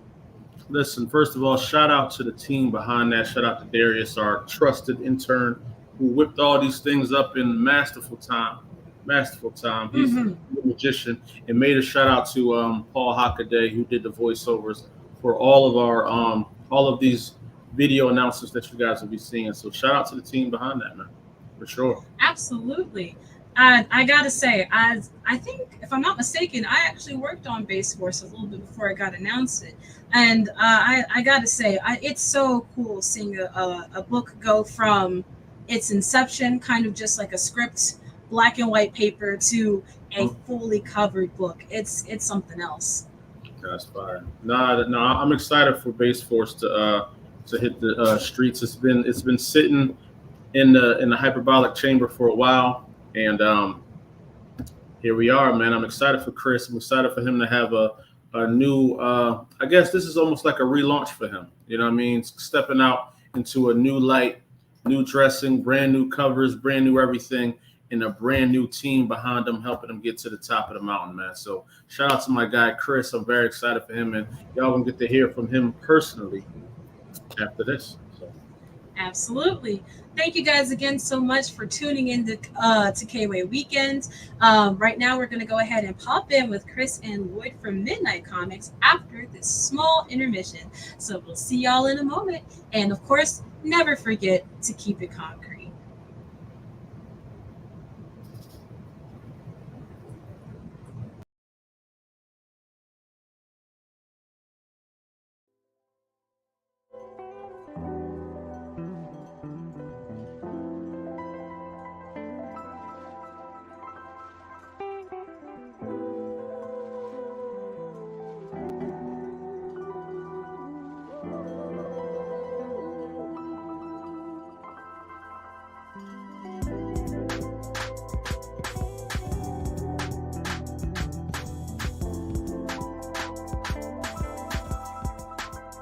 What's going on, everybody? Lloyd Jones here with Midnight Comics, and welcome to KWAY Weekend, where we're celebrating Konkret Comics 5 years running. And we have an awesome creator here for the creator interview today. We're talking with Chris. How's it going, man?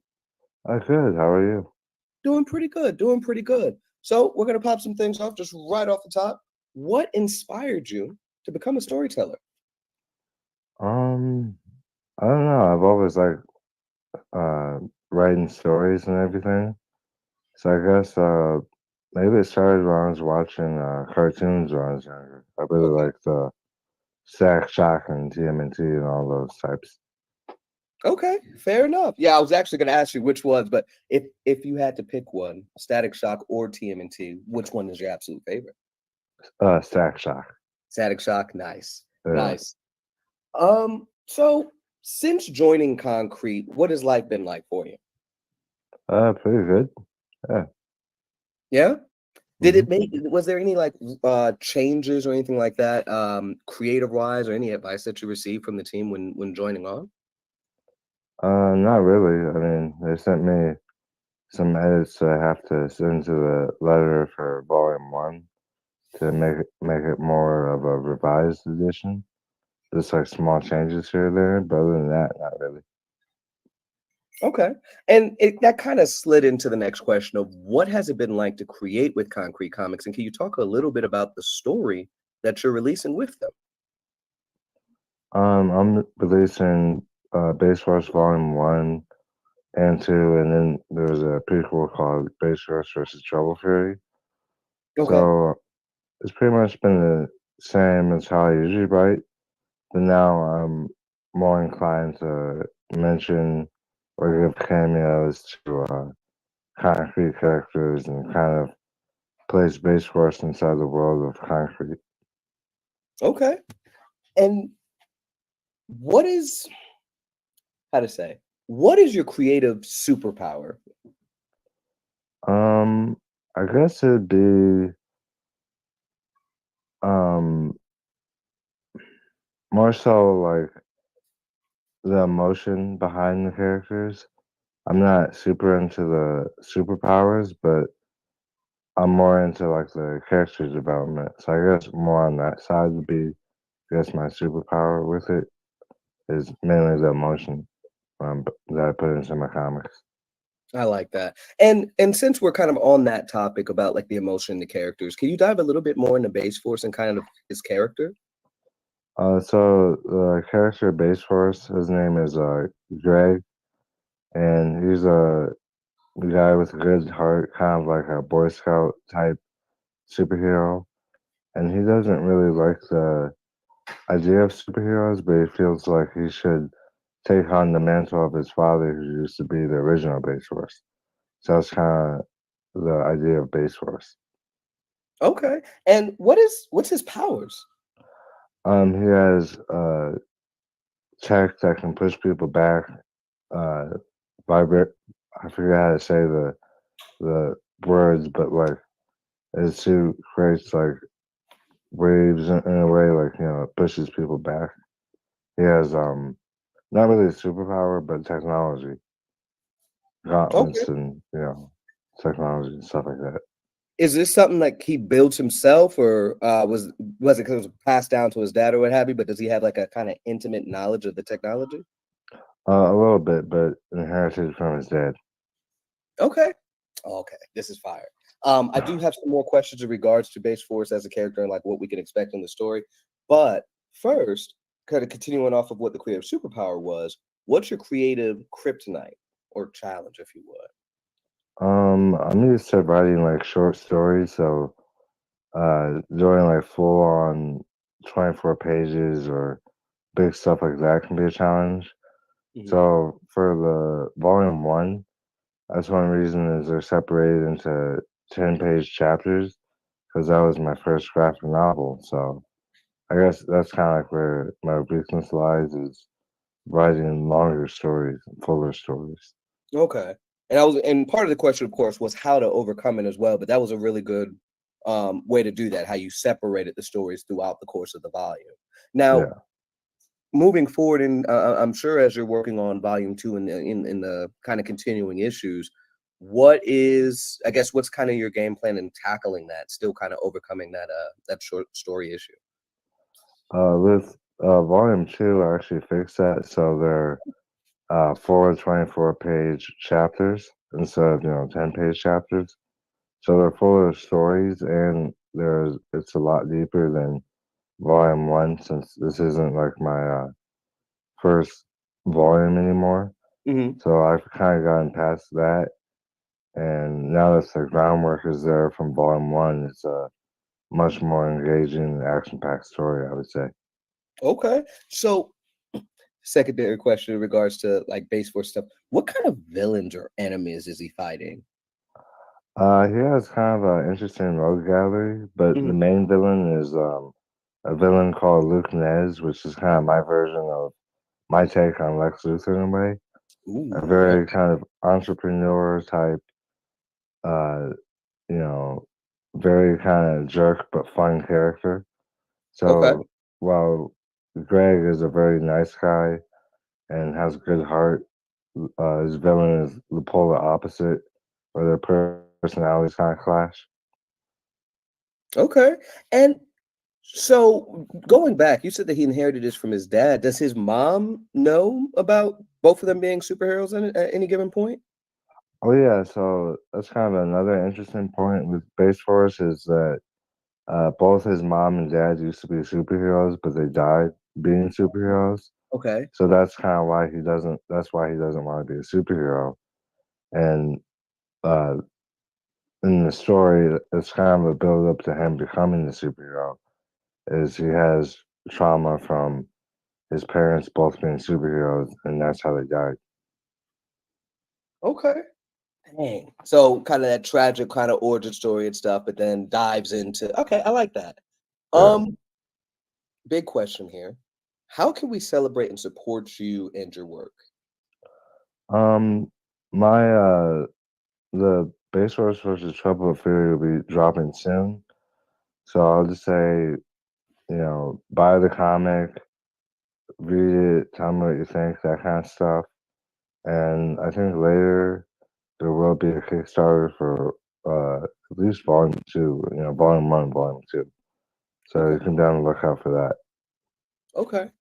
And then I know the book's not necessarily out yet, but what has it been like to see your character being talked about, right? Like obviously there's been images out for the character. Of course, there's that team up image that you guys had with Deja Vu, Luna, and all the other characters on there as well. So what does it feel like your character being talked about, what have you in the community? It's nice.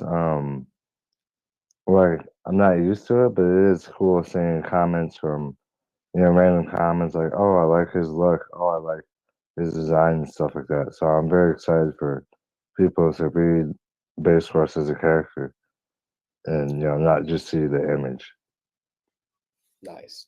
And I want to know how you've grown from, of course, obviously volume one, which we're going to see soon, but how have you grown from that first issue or volume to this latest one that you started working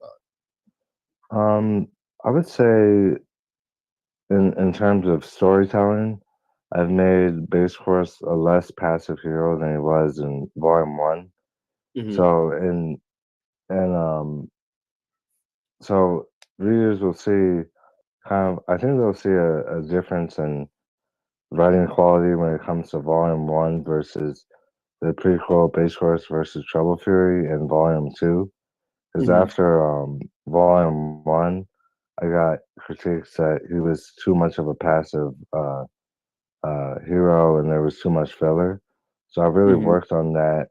And after that, I did Base Force versus Trouble Fury. And then immediately after that, I did Volume One. So there's a lot more serious storytelling going on after Volume One. Okay. And then you brought up something very cool. You got Base Force versus Triple Fury. I want to know, is there any upcoming projects in this verse? Uh, what do you mean by that? Like is there any further beside, like, is volume two done? And if so, is there any other projects on top of that that you can mention at this point? Oh yeah, so Volume Two is already done and letters and everything. And then Base Force versus Trouble Fury is done as well. And there's one more little Base Force project that has been completed that's going to be like a short 5-page freebie that Concrete has been doing for a while, which is Okay. my favorite. So there's going to be like 3 or 4 Base Force projects coming out this year or next year or so. Oh, I like this. So you said that he has a sister, right? Yeah, he has a little sister named Esther who is Trouble Fury, who takes on uh, her mother's mantle, but in a very different way.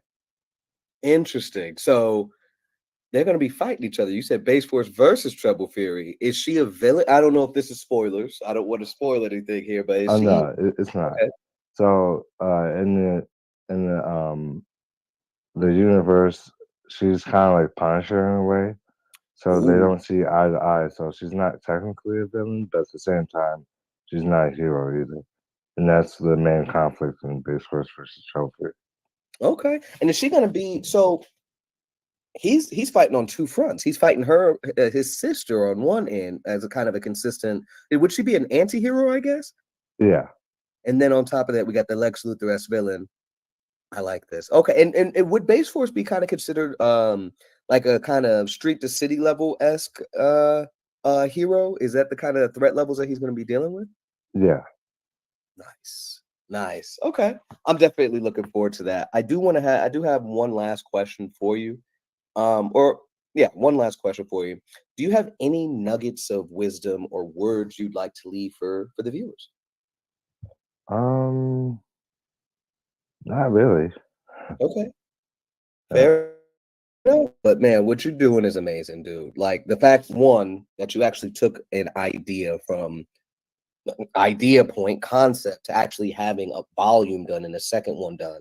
Like that's amazing. Not a lot of people can actually say that they moved in that direction, dude. So I'm definitely proud of you. Keep it up, and it's thank also you. be part of Concrete Comics as well, bro. Keep it up. Thank you. So everybody that's watching, thank you guys for tuning in. This has been the first of many creator interviews throughout the course of KWAY weekend. So definitely continue tuning in and check everything out that they have going on for this weekend. And remember, as always, keep it concrete.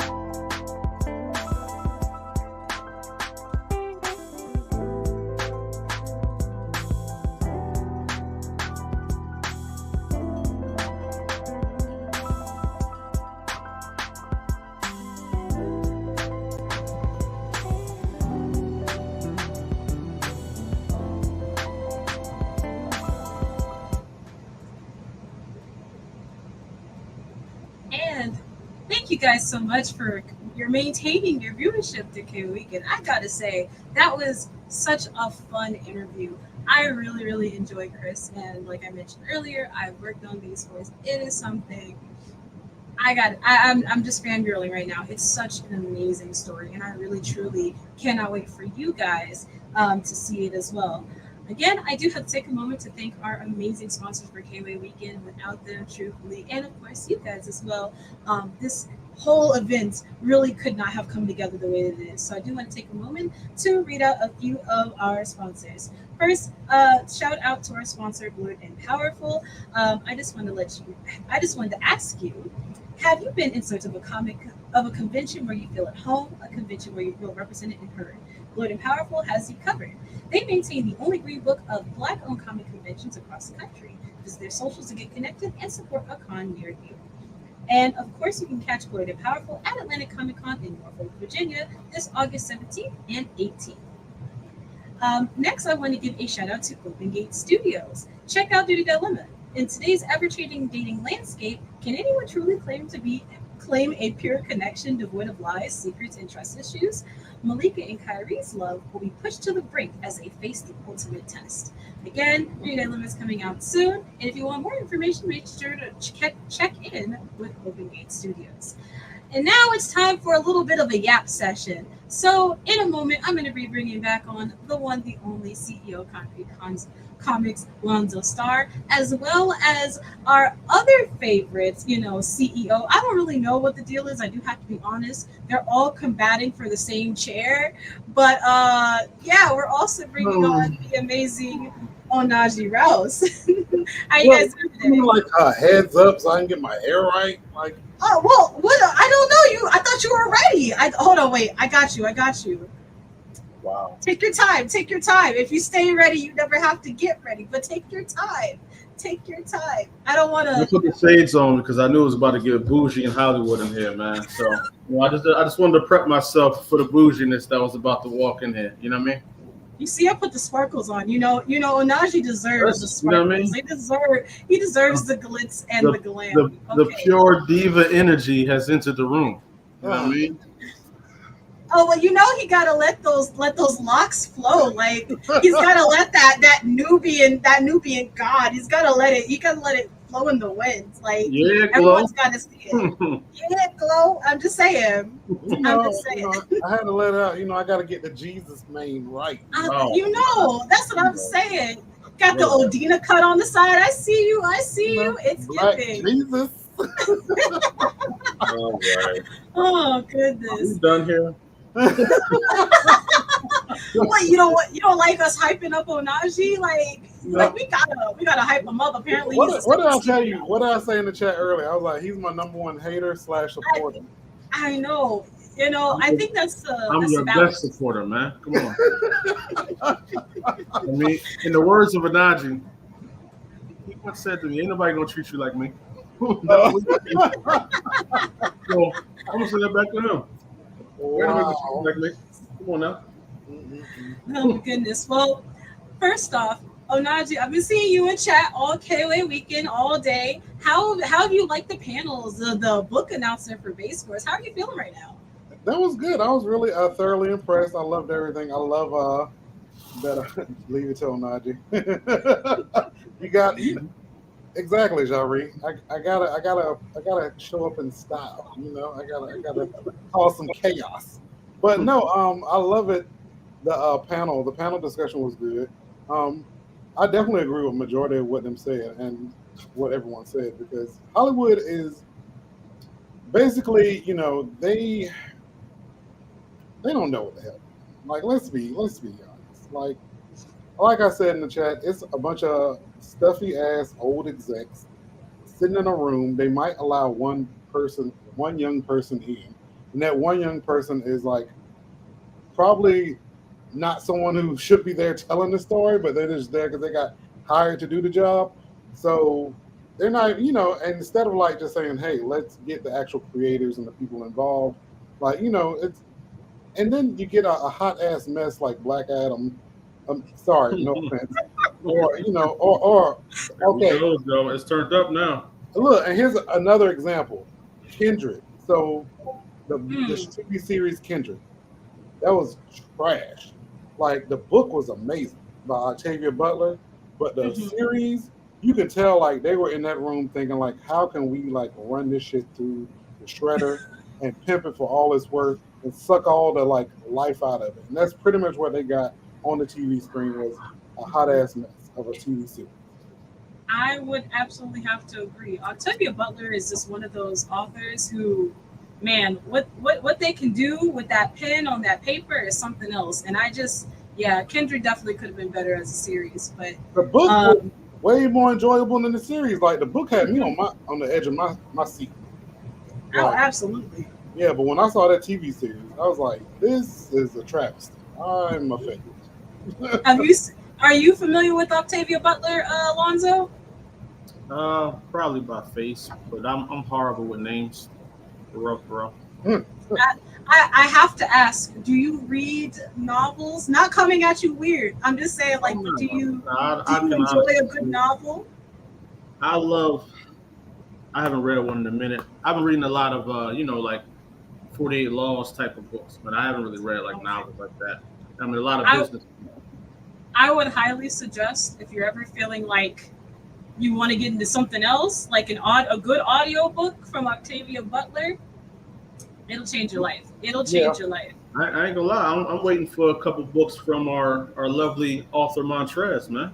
You know yes. I'm glad that you're dropping that, because Montrez, I am waiting for every book that you drop.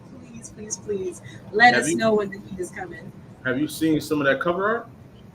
I have just some previews. I also have to say that because like our team is so large, like we just have so many creators. Sometimes I feel like I miss stuff. Like I just like I was literally, me and Jairi were talking the other day. And he's like, "Have you seen the cover of this?" And I was like, "I have not." And then I was like, "Oh, I'm in the loop now." It's just I also just kind of get star-studded by all of you guys. You guys are so amazing. You guys do such amazing work. I just gush. I could gush about y'all all the time. You know, it's KWAY weekends. Like I do a little gushing. Parable of the Sower was good, but it triggered me because I was reading it during the pandemic, and I was like, I can read this one. Oh, absolutely. Yeah. Major shout out to our supporter Matthew too, man. We met him at I think last year Philly Fan Expo. We showed love, bought the whole books. He actually, Anaji, he has a very glorious collection. So he has like a case. It's like a bulletproof case. When we open it up, it's done by Konkret Comics books in there, man. It's fire. How it should be. You know, I'm here for that. How it should be. Fire, man. I should have took a picture of it last time I saw it, man. Absolutely. Well, guys, I have to keep the show moving. We're not kicking you off yet. There's, the Yap session can still continue, but we do have to give a shout out to some amazing ciphers. As you guys know, we had a ton of contests open during KWAY. I want to quickly shout those out. We had the Konkret submission contest. That was, if you are someone who has a completed comic book, you can submit your book to Konkret Comics using the form that's available on our IG link tree, as well as just on our IG as a link. We've actually extended that contest to give everyone the opportunity to submit their books. So if you have something like that, you want to be a part of Konkret Comics, it's definitely a great entryway. I see you trying to sub in. You're trying to win for real. Everybody, please ignore this spam account right here. I don't know who sent the bot in here, but please ignore this one. Thank you.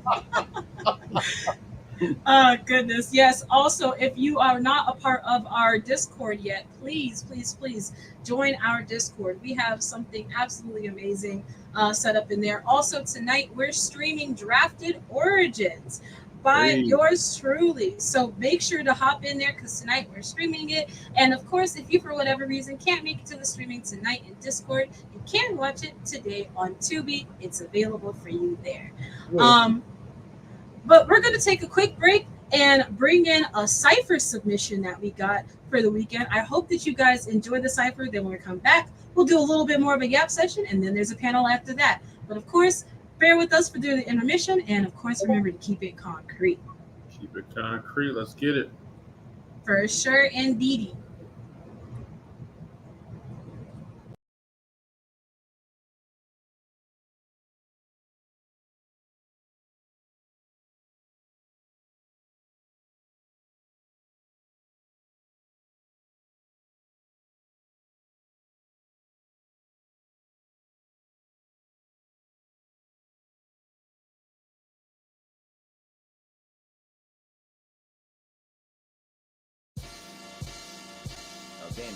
You're listening to Konkret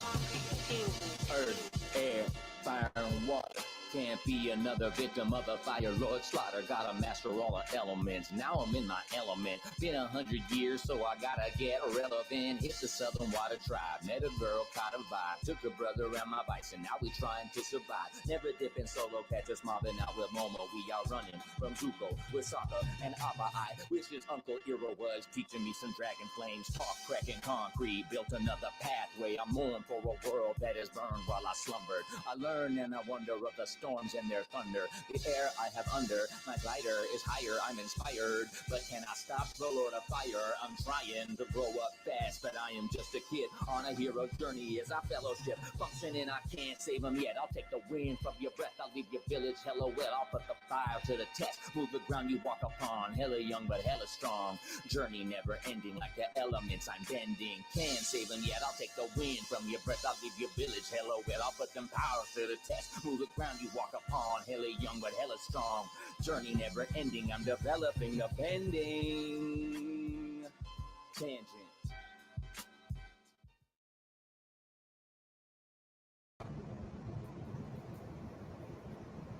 Okay. Okay. All right. Waiting for that smooth transition to finish. It's a very long transition. Didn't realize that as I was making it. No, that joint was That was fire. Shout out to the cipher for real. Yeah, shout out to Tangent.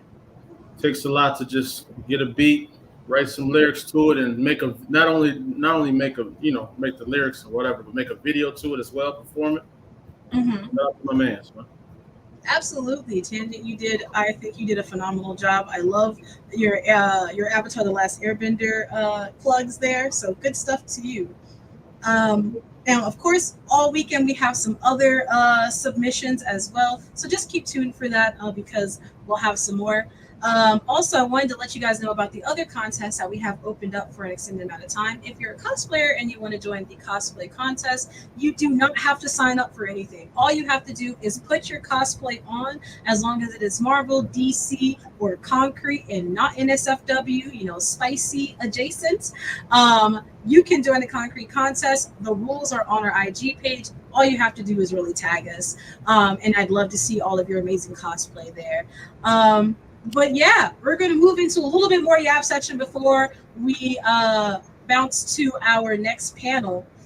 So I wanted to take some time to ask you guys a few questions. Now, it's nothing too crazy, I promise, but a few questions indeed. So here we go. I will not allow y'all to tease me in the side chat.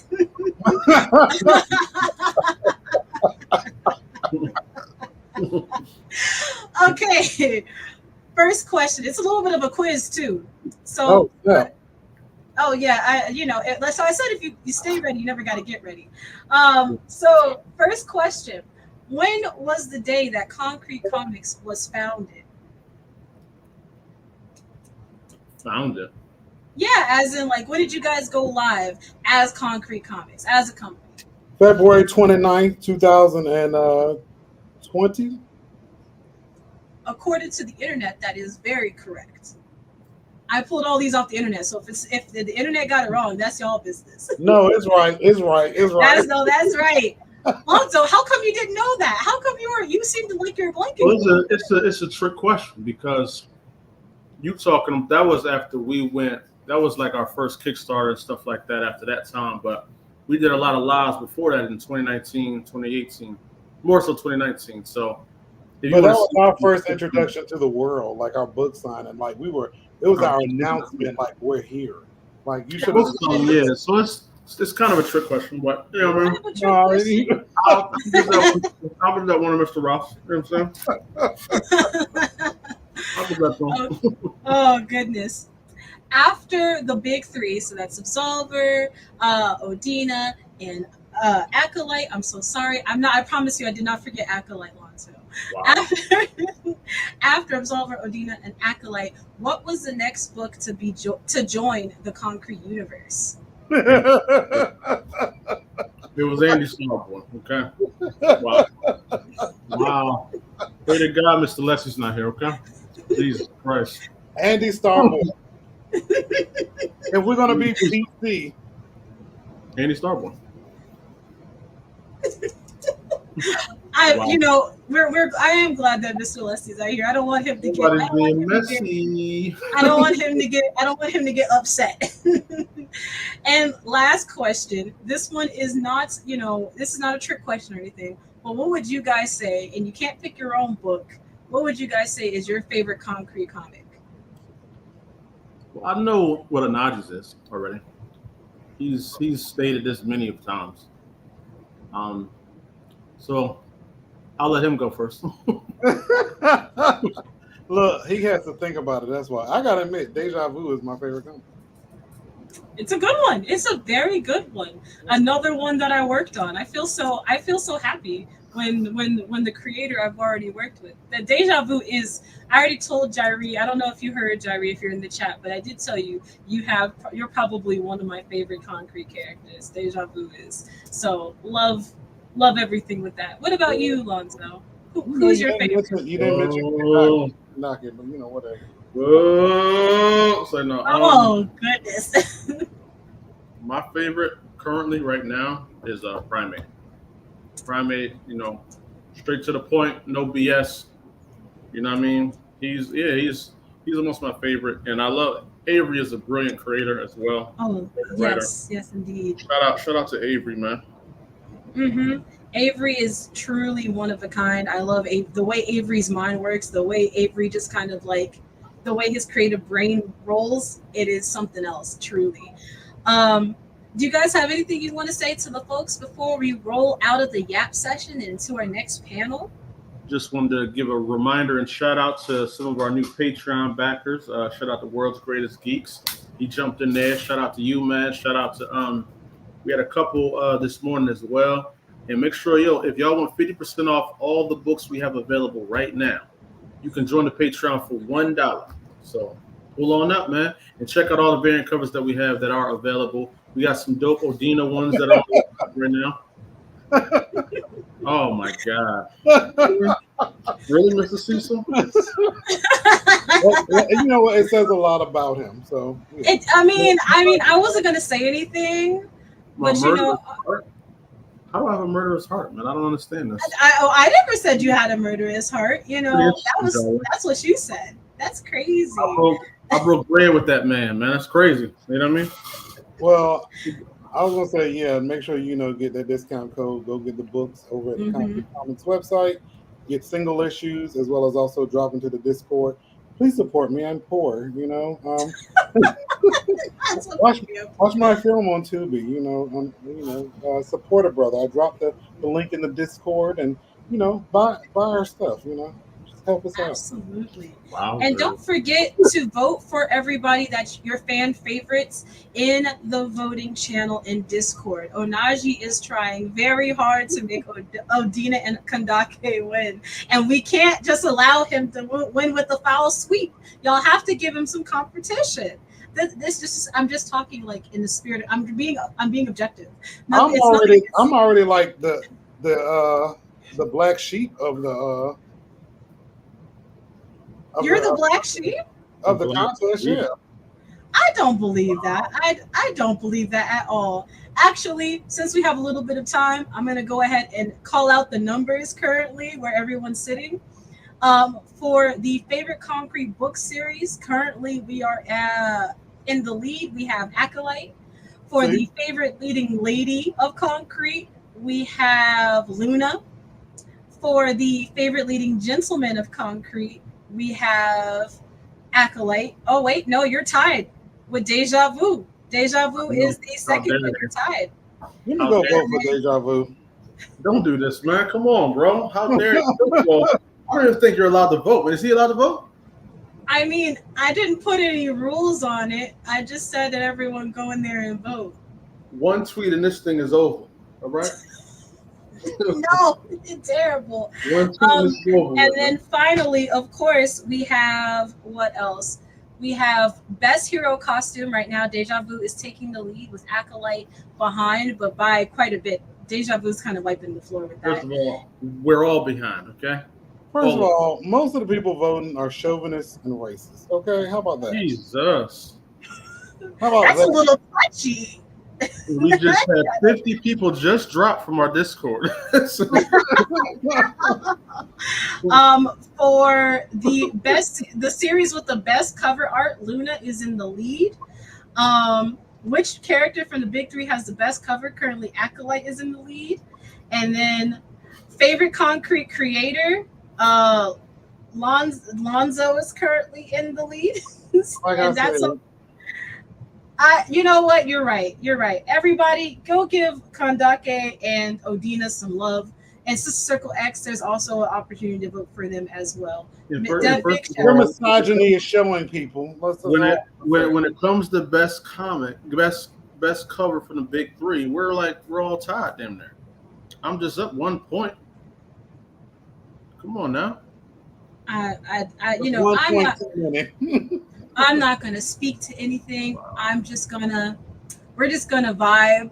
Of course, guys, don't forget to join the raffle.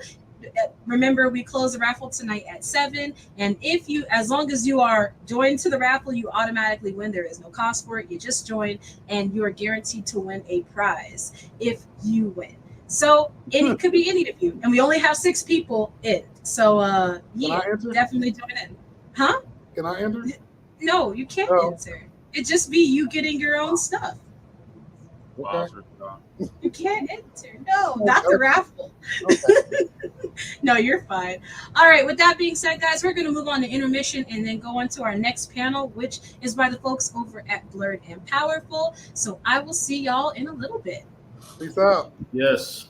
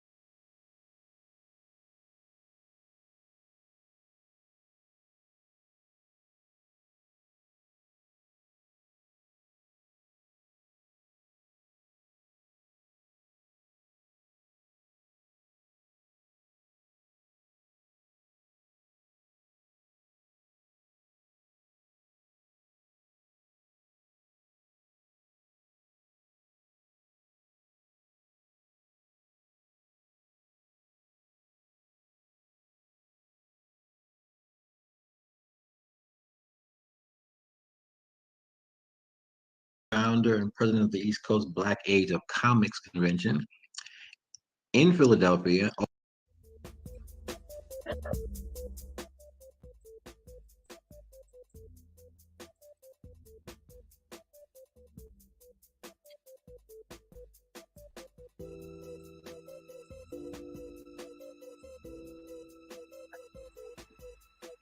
Hello, everyone. My name is Joselle, and I am the brand manager of Blurred and Powerful, an organization dedicated to empowering Black nerds and championing Black-owned comic conventions across the country.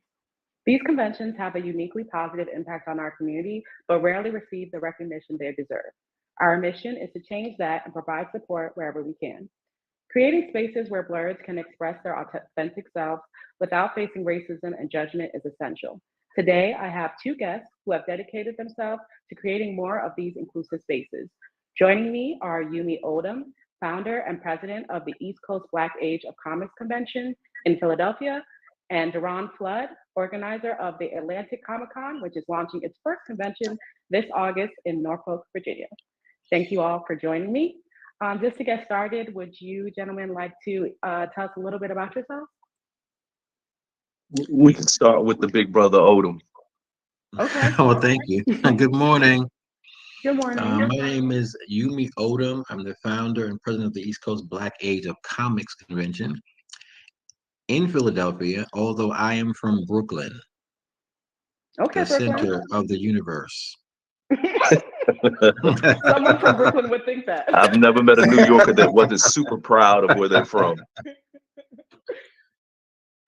And this marks our 23rd year. We started the first convention May of 2002, but it had been a decade in the making. Oh, wow. Okay, definitely want to learn more about that. Deron? Oh, so I am Deron Flood. I am a native of Norfolk. First year for Atlantic Comic Con, the inspiration comes from people like Brother Odom and just seeing that, you know, we need to be properly represented, especially in the Mid-Atlantic. So we're here. So do you all have met before? Never. No. Never. Okay. I was trying to think, had we, but no, we have not. Oh, okay. Gotcha. All right, so let's start with you, Mr. Odom. What inspired you to start the East Coast Black Age of Comics? You disappeared. Around 1986 that I founded First World Comics. And I'm not an artist. I just had ideas for education using comics for literacy.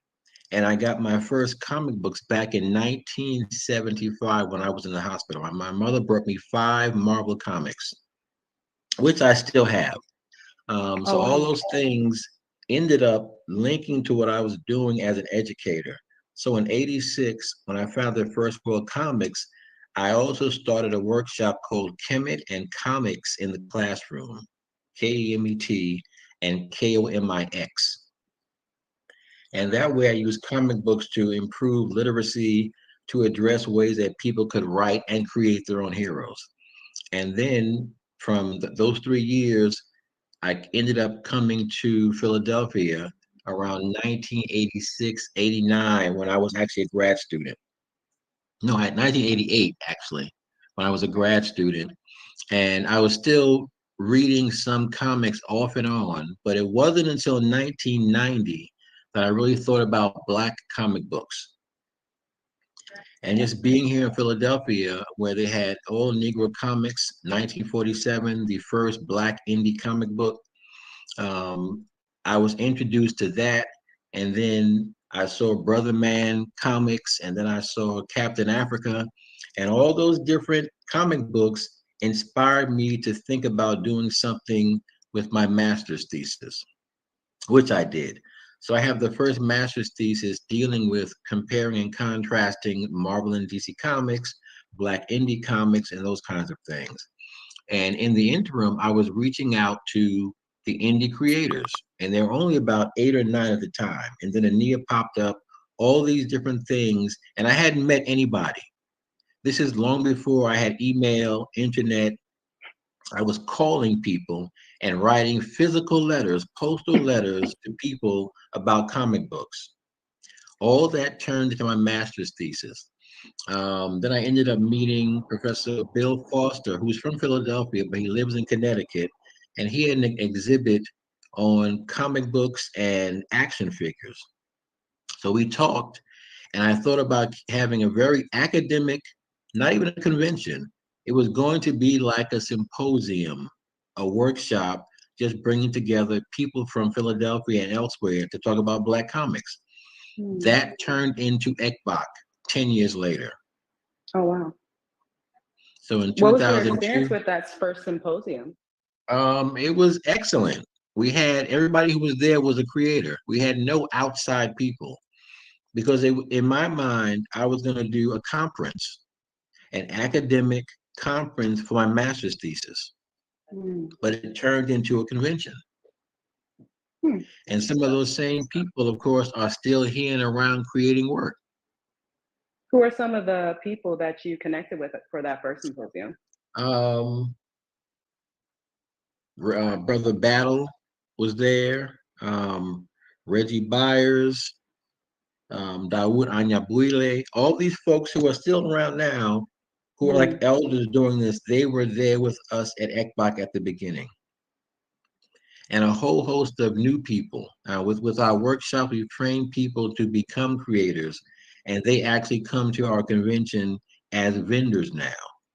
And the convention covers like the gamut of things. We do corporate comics, indie comics, although our main focus was to highlight Black indie creators. But we cover everything. I see you nodding your head a lot, Duran. Do you have like some favorite indie comics? Oh Or do no, you I'm have your just own soaking it list all of in. choice? Just hearing, where he came from, basically when I was a child, is literally the thoughts that run through my head present day with my convention. All of the same inspirations, all of the same focuses, really understanding, like being intentional about the optics of who I want at the convention, who I want to be represented, why I want them to be represented. So again, I'm hearing him, and it sounds like the same stuff that I regurgitate pretty much every day on people asking me why. I feel that. I just got into nerdy stuff through like the MCU. Like I'm a very, very, very baby blurred. I actually bought all of these comics for the first time because I'm over in Germany, and they just happen to have like a comic book store. So I bought everyone with a Black woman in it, and that's pretty much all I did. But it is like interesting because I think that when Black people are talking about the stories that do make it to the mainstream, there's a lot of disappointment that not a lot of their stories are represented, but these stories are represented through these less popular comics, like through indies and things like that. Duran, what do you think about indie comics in particular and its impact on Black culture? I think it's the most authentic voice for Black culture. As we know, as you move up the corporate ladder and into the mainstream, our authentic voices get filtered a lot of time because of money, because of pressure from non-Black people, and it becomes a political thing sometimes. And so from an indie standpoint, I definitely think it's the most raw, unfiltered, and authentic voice that you'll have. My complaints about mainstream Marvel, DC is how a lot of Black people are depicted. And I'll always have to, go back and say, you know what? The people who are really pulling the shots don't look like me. So you'll find the most authentic voices in the indie section. Have you been able to connect with some indie comics for your upcoming Oh yeah, Indie oh yeah. comics for We y'all? have plenty. Yeah. Again, that's been my focus. Everything that Mr. Odom had said was when I was in the beginning stages of brainstorming was highlighting, exalting, and making sure that indie folks got their fair chance. I plastered them all over my socials, my website. I want people to know that these people exist. It's important to me because they deserve to get all of the backing as well. Okay. So, in talking about your upcoming convention, congratulations, by the way. This is Thank you. a huge feat. It's something that many people try to do, and everybody doesn't make it. So, I'm wishing you the best of luck. But I want to know if you could share some of the challenges that you've experienced trying to get Atlantic Comic Con up and running. I think that I'm a little bit of a cheater when it comes to Not a cheater. the convention space. One, I own a business here in Norfolk already. So like when it comes to maneuvering around different sectors of business, I already have like a firm grasp on what needs to be done. Piggybacking off of that, I also hold events in the area. My biggest event is the Hampton Roads Met Gala. So I'm not like this isn't foreign to me.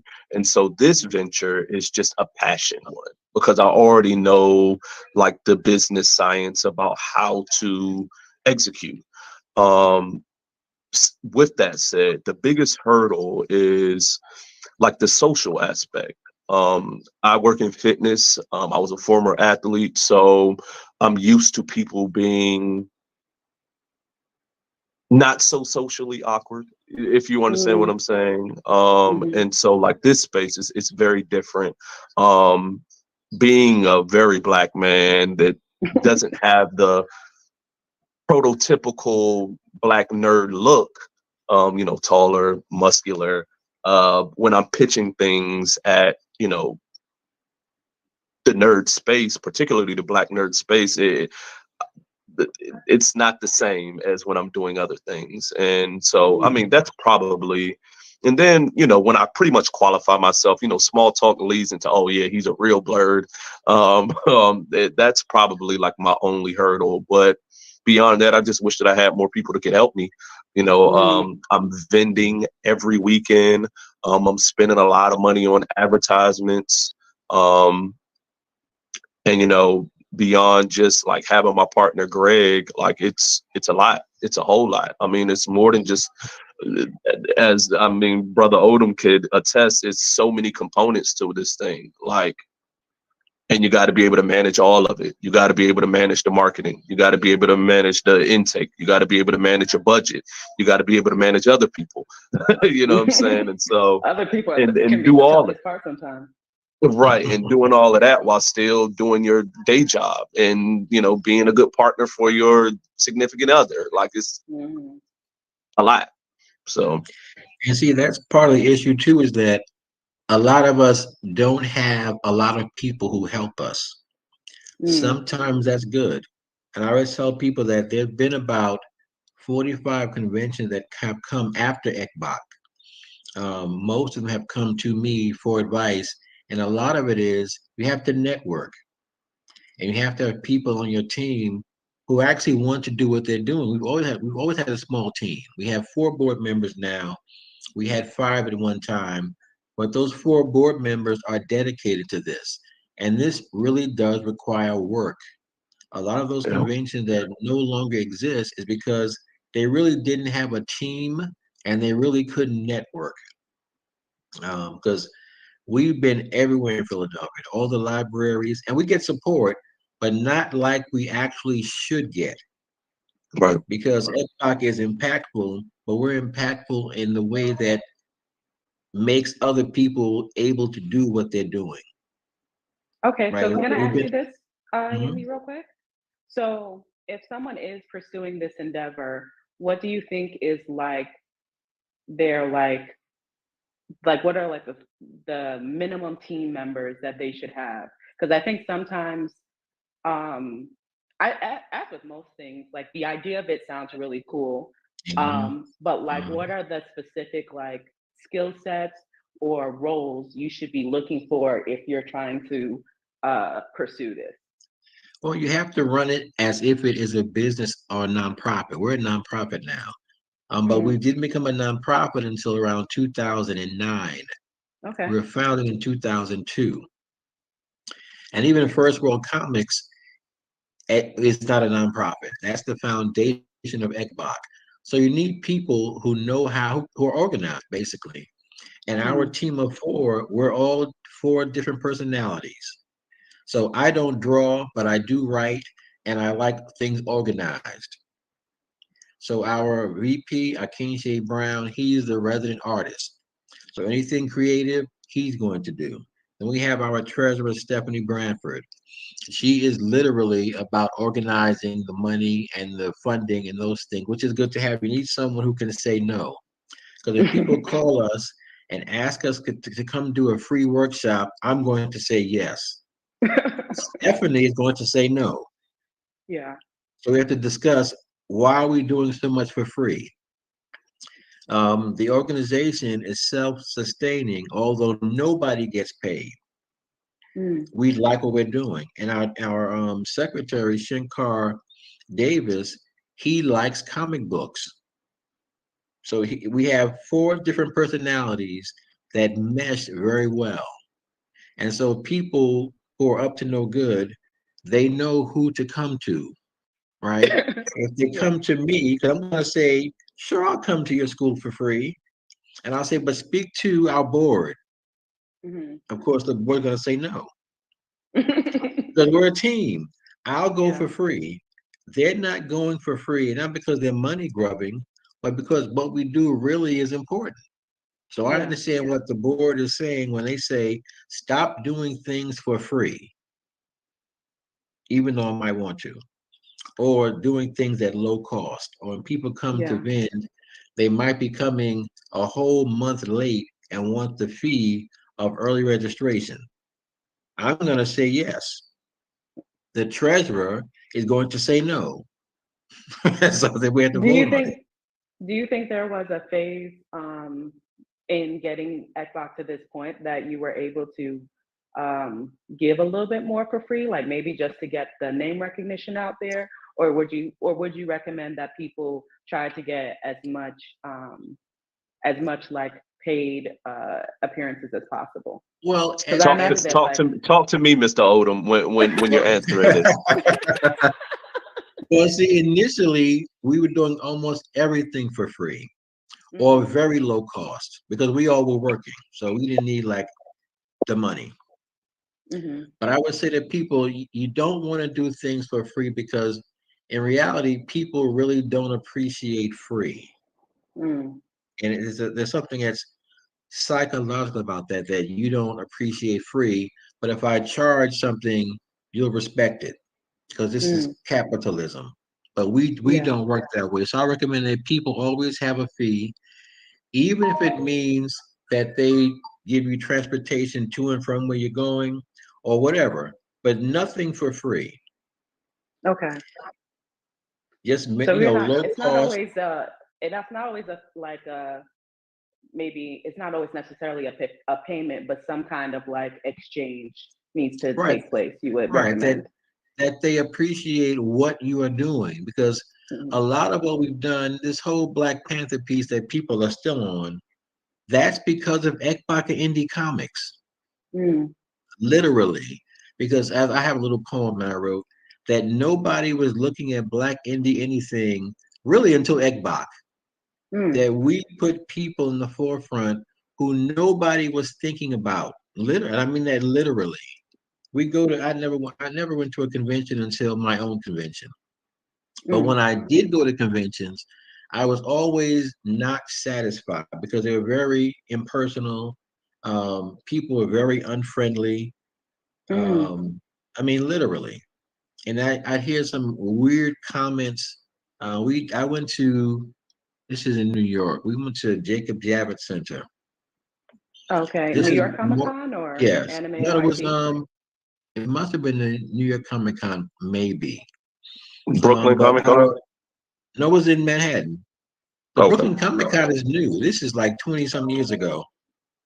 Yeah, I think New York So Comic Con and Anime. I think Anime NYC. I think they're both there. But go ahead.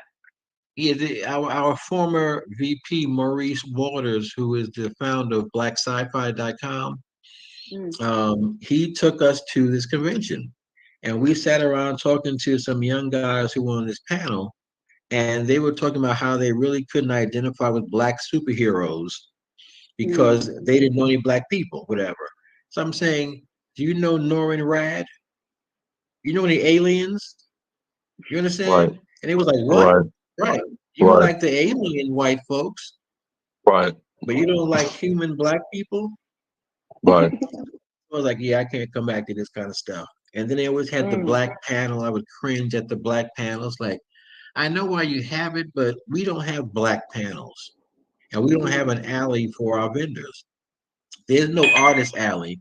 I know why they call it that, but we don't say artist alley. We have it's an art. It's the floor. The artists are featured at EGBOC. Artists, writers, creators are on the same level at EGBOC. There's no side space where you throw all the people doing art. There'd be no comic books without artists. Yeah. Otherwise, it'd be just a book. Yeah. It's the art that's making us look at these characters. So we put the artists in the forefront. Yeah. And I said that to say what?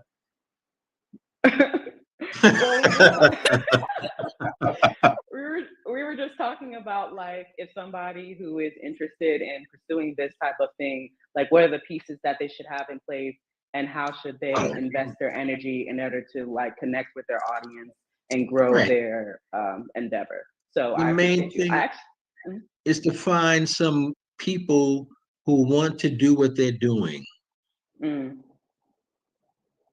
are dedicated to whatever your mission is. You gotta have a mission. You can't just want a convention and not have a mission. Fair enough. I actually want to like go back a little bit to something Duran said, because this is something that Demetrius, our founder, talks about all the time, is that, like, as like a bigger and just, let's just say, I'm not a conventionally nerdy looking person, it's hard for, sometimes he gets like almost like nerd checks when he's like trying to step in these different spaces and things like that. And I actually went to my first comic convention last year. I went to San Diego Comic-Con, and I was talking to some of the guests, and they were, there was kind of like two mindsets, I feel. There was this one who was really excited, where there was this one set of people who were really excited at how much the convention had grown and the opportunities that came with it, you know, because of how prestigious San Diego Comic-Con specifically has gotten to. But there was also like a set of people that kind of resent the growth, because when it was cool to them, they got bullied. And this was kind of like a safe, sacred space for them to be. And now it's become kind of mainstream. So I guess, like,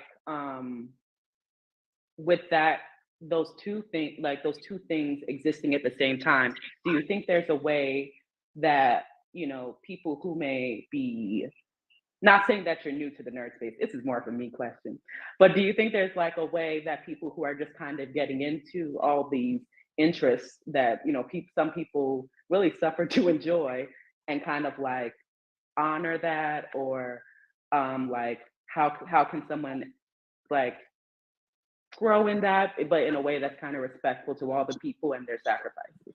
So I think it's no fault of, like, it's no fault of your own. Like, one of the things that I do, especially within the community, is I check gatekeepers. You know what I'm saying? My thing is, if you want the community to grow organically, you have to be welcoming. You know what I'm saying? Even if it's like, even if somebody has wrong questions, the curiosity should be enough for you to be like, oh, this person is actually interested, even if they are wrong.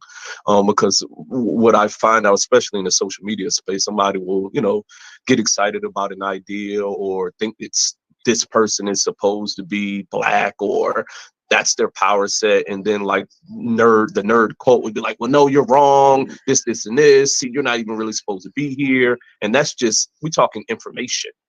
We ain't even Mm-hmm. got to the physical aspect yet. You know what I mean? And so like I don't like the idea of gatekeepers, because that sounds like what you're alluding to when it comes to this space. Because if you genuinely want this space to grow, especially for Black people, because I grew up in an area where it was an era where it wasn't cool for anybody to be nerdy. You know what I'm saying? And like people are coming out now, and like the people before me, well after me, like it's normal to be nerdy, like it's cool. And so like my advice is to not be so critical of people, and then also just not to gatekeep. You know what I mean? A Black nerd can be looked anyway, and it can come from any place. Like I've met some of the most dynamic people from all over the globe that look all different types of ways. So I mean, it's just the gatekeeping is irritating, and I understand where it comes from, because to your point, you know, people are outcasted, and they create, you know, cliques and things like that, and they're like, well, you know, this is my space and I don't want nobody to enter, and you look like you remind me of the people who did this to me, you know what I That mean? part. And it's like, nah bro, like I ain't, people can have like be on a spectrum. Like we can have multi-fandom interests. Like I can be an athlete and a nerd. I can be into Marvel and DC at the same time. Like you got to cut that out. You got to cut it out. You know what I'm saying? So, I can watch my anime with subtitles. well, I don't know about that. Oh no, I'm a sub guy. I'm a sub guy myself. My biggest criticism with dubs is like the voice acting is just not nearly as good. I think overall that's becoming better, because there was there in my blurred indoctrination, I have received some anime watches recommendations, and I can't read TV. That's why I could read a manga. I'm not reading my TV. It's just not happening. So with the older stuff, those dubs, those are kind of rough. I can't. But I feel like the voice. I think like, for example, with My Hero Academia, Black Clover, like I think because they're newer, like those studios are also even like some of the voices. I'm Putting like, effort into it. yeah, and I think they're using like sometimes they're using like actors that we already know. So, but I think like all those decades of very bad American voiceovers have kind of, yeah, it's not the best, but Yeah, I don't even watch it. Like I don't even give it a chance. Like I'm so damaged from years and years and years of bad. Like I don't give me nothing that's dubbed. Like I just don't want it. I don't want it. Fair enough. I can't read my TV. But Black Tobacco Convention. And this question is for the both of you. How do you see the role of Black-owned conventions in promoting diversity and inclusion within the larger comic and nerd community? I would say for ECBOT, we've done that from the start. Part of it is to be inclusive. So although people are using, you know, DEI, I call it DIE on purpose, contemporarily, we've always done that. Our convention really is about Black images, regardless of who makes them. You understand? So some people did not understand it initially, and they would send me an email to ask me why I had this racist convention. Your convention being racist because of white creators making Black art, Black characters? No, because people thought it meant it's only for Black people. Well, I said, well, when what's the other the one that comes to Philadelphia? The New York Comic Con called itself the White Convention. Then you can tell me something. That's what it is, and it's okay. People go to those too. The same with ECBOT. It's about the Black image, regardless of who makes it. So everybody was welcome. Tony DeBella was one of our main supporters since around 2004, 2005. We had Don McGregor coming here. Right, so we had people, I can't think of his name right now, the Korean artist who did Iron Man. Uh, Oh, I can see his face, but I can't think of I his can see his name. face too. Anyway, but everybody's been here. Mm, So again, it's about the images that everybody needs to see. This is not black images are not just for so-called black people. They're for everybody. So if you go to Right. any convention, you can come to ECBAC. It just depends on how you think about what ECBAC is. But ECBAC is open to everybody. Right. yeah, I do think that's like it's kind of a rough thing about watching shows that are starring like one specific culture or one specific ethnicity, because like if you're not white, you never think I can't relate to Friends or I can't relate Right. to The Office. But like, you know, if it's Living Single, that's a black show just because it's starring black people, but it's really just start people having People, experiences. exactly. So it is rough because there are all these shows that are really good, but I don't even know if the viewers are even getting the chance to really get to know and fall in love with these characters. So like then shows like Abbott Elementary and Insecure have to have like at least one main white person in the cast to like get that crossover effect. But yeah, I hope that one day we can just tell our stories and they just be stories and not be like defined by the fact that there are black people in it. But I think maybe one it's day. on the to an extent, but part of it is the 400 years of this current history that it's Mm, hard for people to escape this paradigm. mm, yeah, that's I true. mean, literally on all different levels. It's like even like we do a superhero creation workshop, and initially, and I shared this with a few people before, I would leave those workshops almost in literal tears because Oh, Bernard King would be drawing a character, having people, the youth follow behind him. And I had a mirror that I would use. If he were going to draw a nose, I would say a nose like your nose. We had so many young people who refused to look in the mirror Wow. at their own nose because they were caught up on anime where even the black-ish characters outside of the ones that were stereotypical, they had mm. a slit for a mouth and a seven for a nose and spiky hair. It's like this is not you. And even we had young people who were trying to draw themselves as anime, they were still drawing Japanese characters that they said was them. It's like this looks nothing like you. If it were a Right. caricature, the caricature still has to have a semblance of you. You don't have a nose that's upside down seven or an L. You don't have lips that's a slit.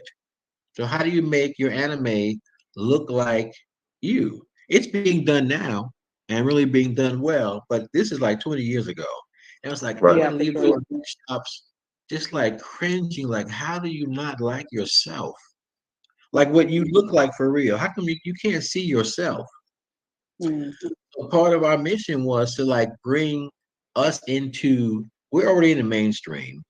The mainstream that people say is really the Euro stream, but we're in the mm, mainstream. We're bringing people into the mainstream. And I wanted them to be able to see that they're part of all of this creativity. You're not second rate. And this is the reason I've never used the term blurred. mm. I Okay. understand it, but I've never used it. For me, it was just people who like comic books. You were smart, you like words. And so I created a word, intellectu, using Swahili and our way that we use in K. So it's Ntelektu, which is just intellect, basically. Mm. That you can be smart, you can like all kinds of things and not feel ashamed that you like them. And so we Yeah. dealt with a lot of younger people who were embarrassed to say that they read comic books. Comic books were a source for me. I was always number one in grammar and syntax in school because of comic books. Mm. So I used the comic books really as a resource And quick segue back to the name is Greg Pak, the Korean artist. The Korean guy. Okay. Right. He did Roar, the Iron Man. Excellent. So yeah, so all these folks we've dealt with everybody. So we deal with the entire range in the industry. Okay. All right. Let me get a question for you, Mr. Flood. What do you think are some common misconceptions about Black-owned comic conventions, and how would you address them?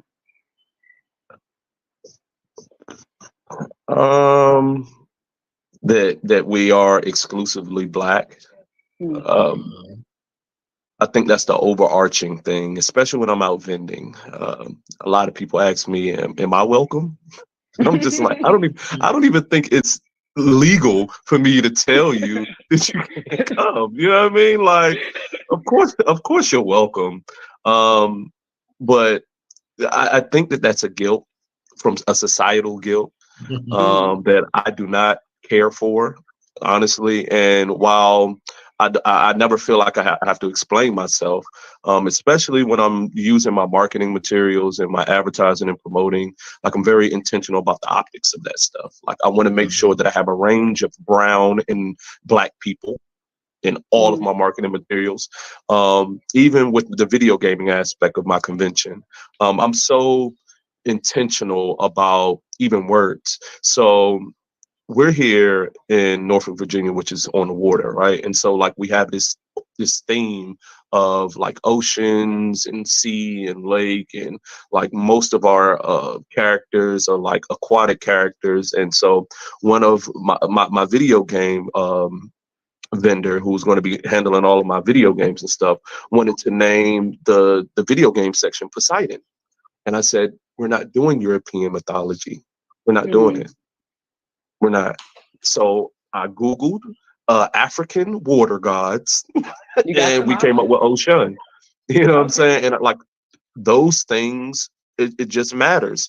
And again, I don't want anybody to feel like I'm alienating them, but like, I've lived my entire life in whiteness. And I'm not doing it no more. I'm in a place where I can change and create things and have people to support me and back me, and you know what I mean? And so, like, if you don't want to come to my convention because it's not named Poseidon or what's the other, then you don't need to be there. You know what I'm saying?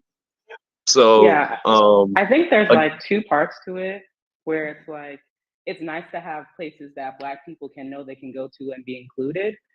And I think sometimes, like, non-Black people might think, am I intruding on this place by attending? Or, well, why you gotta put Black in it? And if you got that question, then maybe you shouldn't come. But if just out of respect, you just want to be like, hey. See, and again, that just speaks to the societal guilt.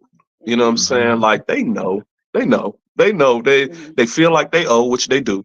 You know what I'm saying? And so we create these spaces, and again, the soul of all Black folks isn't one that's like, we just don't want you guys around us. Sure, we want our spaces, but like, again, we want somewhere to call home. And while we're not alienating anybody, again, like, I've lived my entire life. I went to a big white school. Everything that I've ever imagined when I wanted to come up was surrounded in whiteness, you know, wanting to go to Europe and things like, just in hindsight, you know what I'm saying? Like, it's just what went on with me during those periods where I just wanted to distance myself away from who I am culturally in every aspect of my life. You know what I mean? And so, again, now that I'm in a space where I can create things, like, I'm not having it. I'm just not. Fair enough. Okay, so we got a little bit of time left. So I just want to give our audience a chance to, like, know what the future holds for ECBOC and Atlantic Comic Con. So my question to you guys is, what is like your long-term goal or vision or hope or dream for your prospective conventions? And I'll hand it to you, Yumi. for ECPOC, as we move toward our 24th and 25th convention, I really want folks to understand what it is. I mean, this year we did well. We had a lot of elders come to the convention this year. They just popped up. Folks who had back operations, folks I hadn't seen in 5 or 6 years, came to the convention. We also usually have, it's like every year there's a different theme on who attends. We have one year where almost everybody was a former student who's now a vendor or doing some kind of comic work. What I'd like to see is all of that come together and all of these different facets of ECBOC link up at the convention. Elders, former students, other vendors. We've gone through probably 1,000 vendors in the last 23 years. To have some of the ones we have not seen return. So it actually gets bigger and better in terms of the impact. But we have not had in all of these years more than 500 people attend the convention, which for me is okay because we're impactful in so many other ways. We've been to convention with that might have had 10,000 people at them, but they're still not as impactful as ECBOC has been. I mean, they help the vendor. We want the vendors to make money, of course, because this is also a business for them.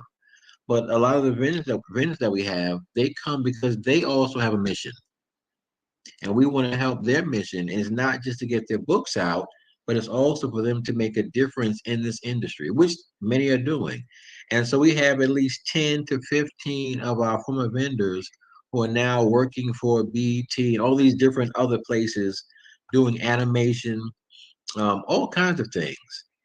So that's really good to see that we've impacted people's lives in a lot of different ways, not just in them making comic books, but also in them doing other kinds of things in the industry.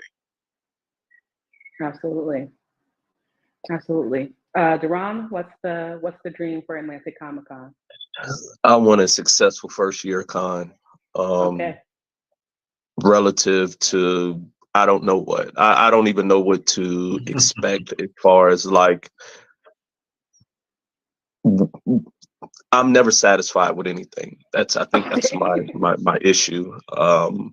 And I work relentlessly towards, being successful at whatever endeavor that I have. And so like I just want this first year con to be wildly successful. Over the last month or so, I've been getting acquainted with people like Mr. Odom and other con chairs. And as he's speaking, one of the things that I would like to do is to get with all Black con chairs and we can sit down and have a convention in a location that none of us are have our own home base at. So if he's in Philadelphia and I'm in Virginia, I want to have one in Maryland. But if there's another Black con that's in Maryland, we're not going to do Maryland. We want to, outreach is everything. And we need to be able to get into these spaces where we're not represented and be able to create things. I think that's one of my goals, sooner than later. I would like to be able to connect with all of the con founders and chairs and say, hey, we need to go somewhere that isn't Philadelphia or Virginia or DC and say, look, we're gonna create something there. And I just think if we're really about outreach in the community, I don't think that'd be a problem at all. So you're talking about oh, sorry, go ahead, Mr. No, I'm saying, and that's very doable. Now we do things in Maryland, but there's no convention in Maryland. Our treasurer actually lives in Maryland. And the quote unquote Black conventions are different. So there are 3 to 4 Black age conventions. Most of the other ones are Black conventions. The Black age conventions really have their spark with Brother Turtel Only from Chicago, who did Nog. Have you researched Brother Only? Brother Duran? I haven't. No, sir. Look him up. He's still doing convention-like things, but he had the first Black Age convention, and Initially, ECBOC was going to be called the Pan African Comic Con because I was academic completely.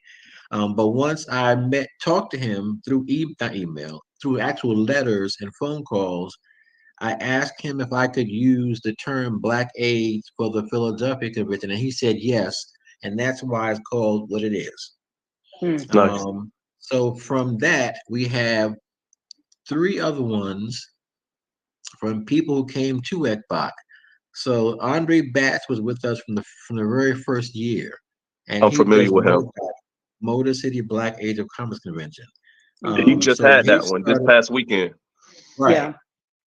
And that started in 2009, and we had in Atlanta, brother El Tesoro, Joseph Wheeler had Onyx Con. Onyx Con was 2009 too, and that was I think in the summer. What happened to that convention? Well, he does a lot of stuff. This convention doesn't exist as it was. He does other things with Onyx Con. Listen, I don't mean to cut you off, but that's what I wanted to name my convention until I looked on the copyright registry and I was like, Well, I love the name. We do have a map of all the Black-owned conventions. So wherever you see blank space, that could be your spot for the League of Con Owners. Uh-oh. Y'all can work on the name. That you can have that one for free, whatever y'all want to do. But but I just want to thank you guys again for joining me for this convention, for this panel. This was a really insightful conversation, and I hope it inspires people. And yeah, that's basically it. Thank you for joining me. Yes, thank you.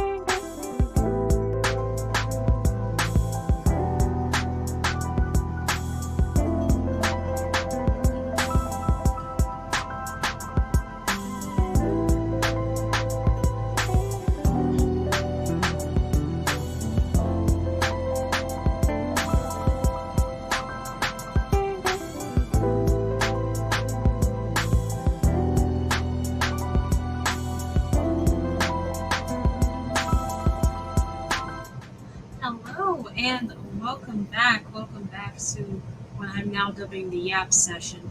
I really enjoy these moments where I can come and chit chat with you. I hope you all enjoyed the panel by Blurred and by the folks over at Blurred and Powerful. It was truly such an amazing panel.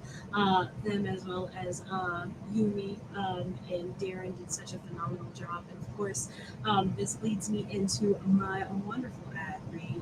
Please do not forget to catch both Blurred and Powerful, as well as some other amazing creatives over at Atlantic Comic Con in Norfolk, Virginia on August 17th and 18th. I also want to take this time to shout out some more of our amazing sponsors. Shout out to our sponsors, Famicon Online, a collective of independent Black creators with the goal of creating and bringing to prominence as much positive Black representation and ownership as possible, as well as Nat and Key Customs, who create fun and stylish fandom-inspired merchandise to represent the nerd in you. You can follow all of our amazing sponsors over on Instagram and the rest of their socials later on today. Their information is also going to be in our Discord. Speaking of Discord, I also want to bring up, please join our Discord. We have voting available as well as our raffle, which again, as long as you join the raffle, you get to win something cool. And we run the raffle each day during this KWAY weekend. It is open to all to join. Also, I want to remind you of some of our other things. If you join the Patreon right now for $1, you get a discount code for 50% off your Konkret merch. That's right, that's 50% off, I believe, all single issue comics. And then, of course, we have a general KWAY code running all KWAY weekend for about 25% off. You can get the exact details on our Instagram as well. But joining me for the remainder of this Yap session, I'm going to bring on our amazing leader, our CEO and founder, Lonzo Starr. Whenever you're ready, just give me the thumbs up, and I'll bring you on. Good stuff. Yo. How Very was good. that panel for you? Very good panel, very insightful. I've had the privilege to vend at a few of UMA's conventions. We are actually Glyph Award winners, so major shout out to their company. They're giving a lot of indie Black creators and just Black creators in general a lot of validation. I love how they curate their events, their award system. Everything has just been done beautifully, man. So shout out to Yumi, shout out to Blurred and Powerful that was on here as well. They were spitting game, spitting facts, man. Hopefully I'll be at Atlantic Comic Con as well, and we do our thing. Absolutely. I'm so excited that they decided to come on and host a panel. It was really I got to sit in production for that panel. I was feeling so inspired. For real? Oh yeah, absolutely. But I feel inspired by everybody I talk to, so it is what it is. You know what? We feel inspired by you, okay? See everything that you're doing. Come on now. Stop it, please. I take it a little bit. I'll take a little bit. I think that we're actually rounding out to the end of our schedule, if I'm not mistaken. Bear with me one moment here. We've got a lot of schedules popped up here. Yeah, we're rounding out to the end of our schedule this Konkret on this KWAY weekend. But before we close out, we have one more major announcement for today. Oh, thank you, Montrez. You're so sweet. I love you. You're amazing. You're the best. Shout out to our editor-in-chief, Montrez. We love you. We appreciate you. We can't move this boat without you too, of course. We couldn't do this without you, Montrez. Shout out to you, like, for real. For real, honestly and truthfully. Yes, we have another announcement coming up. Before we get into our announcement, I want to do a little Yap session. I want to ask you about your highlights of the day. So we've listened to three panels, and we had the little cipher segment. We've talked a lot. We brought on Onaji. So far, what has been your highlights of KWAY Weekend so far? One of the highlights has been Onaji's perm for sure. I can't deny that was magnificent. You know what I'm saying? Like the way it was flowing, it was glorious. But it was top tier. Onaji does have. I don't know what he uses. I don't know what he uses too. But you know what? I think that should be what he really focuses on sponsorship wise, like hair, like shampoo, some sort of shampoo. Yes. You know what I mean? I think that he should definitely open up like a hair care line and call it like Odina and just like have the locks wrapped around the bottle. Hey, listen. You know what? Maybe we connect with a Black-owned shampoo company.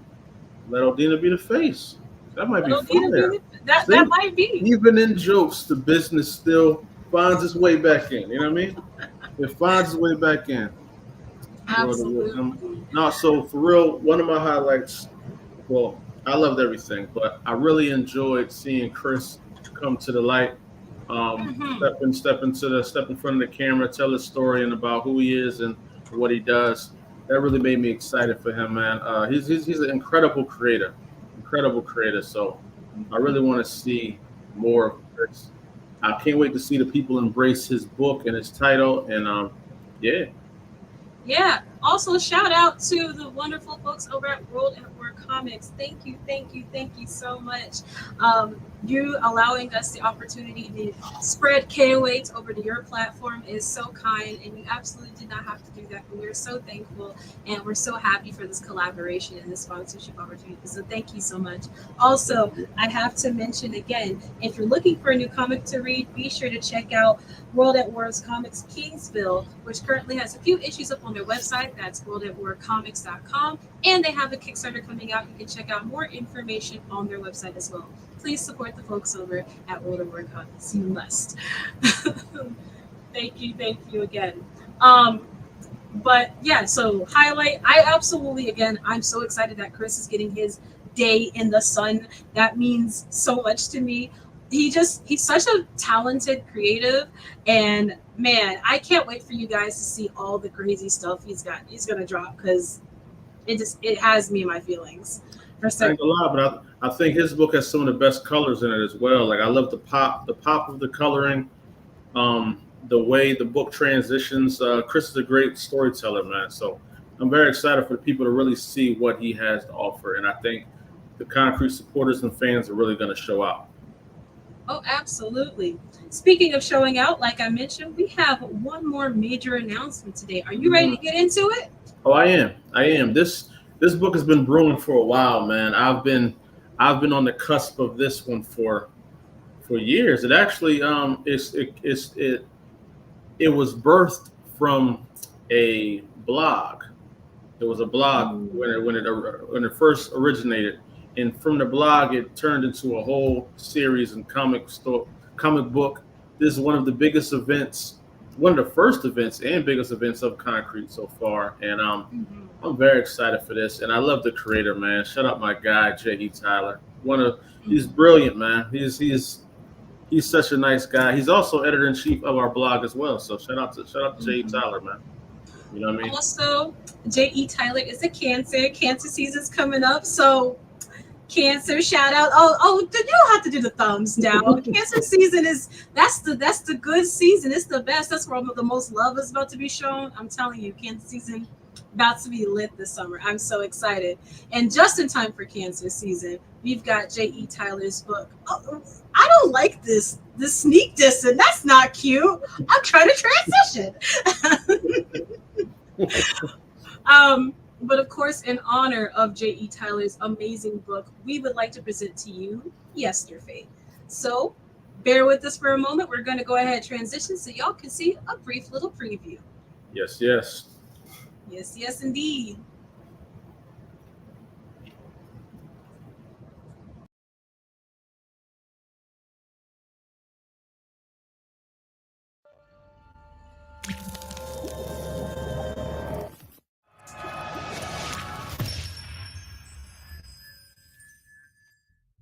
Firmament's wicked Scarafin General, Bowless Plague, launches an attack on the legends of Black diasporic history. Only one hero can stand in his way.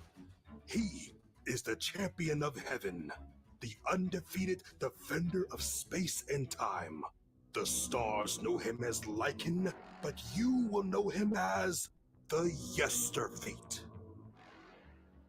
The wait is over. Order your copy today at KonkreteComics.com.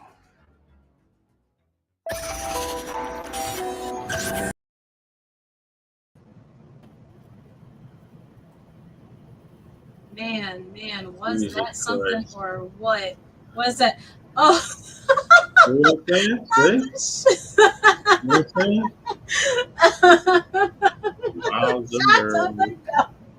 Shaft of the Cosmos. I can't. I couldn't even finish the transition before dying. I know it was incredible. No, man. So what do you think about that trailer, Ty? It's so crazy seeing where Yesterfate started as just, those little snippets where you're just kind of being fed the story little by little. And now, like, you always knew a comic was coming, but now seeing it like in front of you, it's amazing. Also, amazing motion graphic. Like, I'm just filled. I'm filled with so much love. I'm so excited. All the motion comics will be posted on the Discord for everyone to see, on our Patreon as well, and then we'll let the public get that later. You know what I mean? But everybody here, y'all gonna get that first. What do you think about Paul's voice, man? I think that Paul is doing a fantastic job, despite Onaji saying he sounds like Shaft of the Cosmos. Shaft of the Cosmos, Jesus, man. That might have to be his street name, Shaft of the Cosmos. But I'm very excited for Yesterfate. It's a cosmic adventure. Gives Acolyte a little bit of friendship out here now. He's not the only guy in space, and he's powerful, man. I think people are going to really be excited for the power scaling of Yesterfate. Some of the people you're going to meet in that story. So major shout out to J.E. Tyler. Major shout out to them. Absolutely.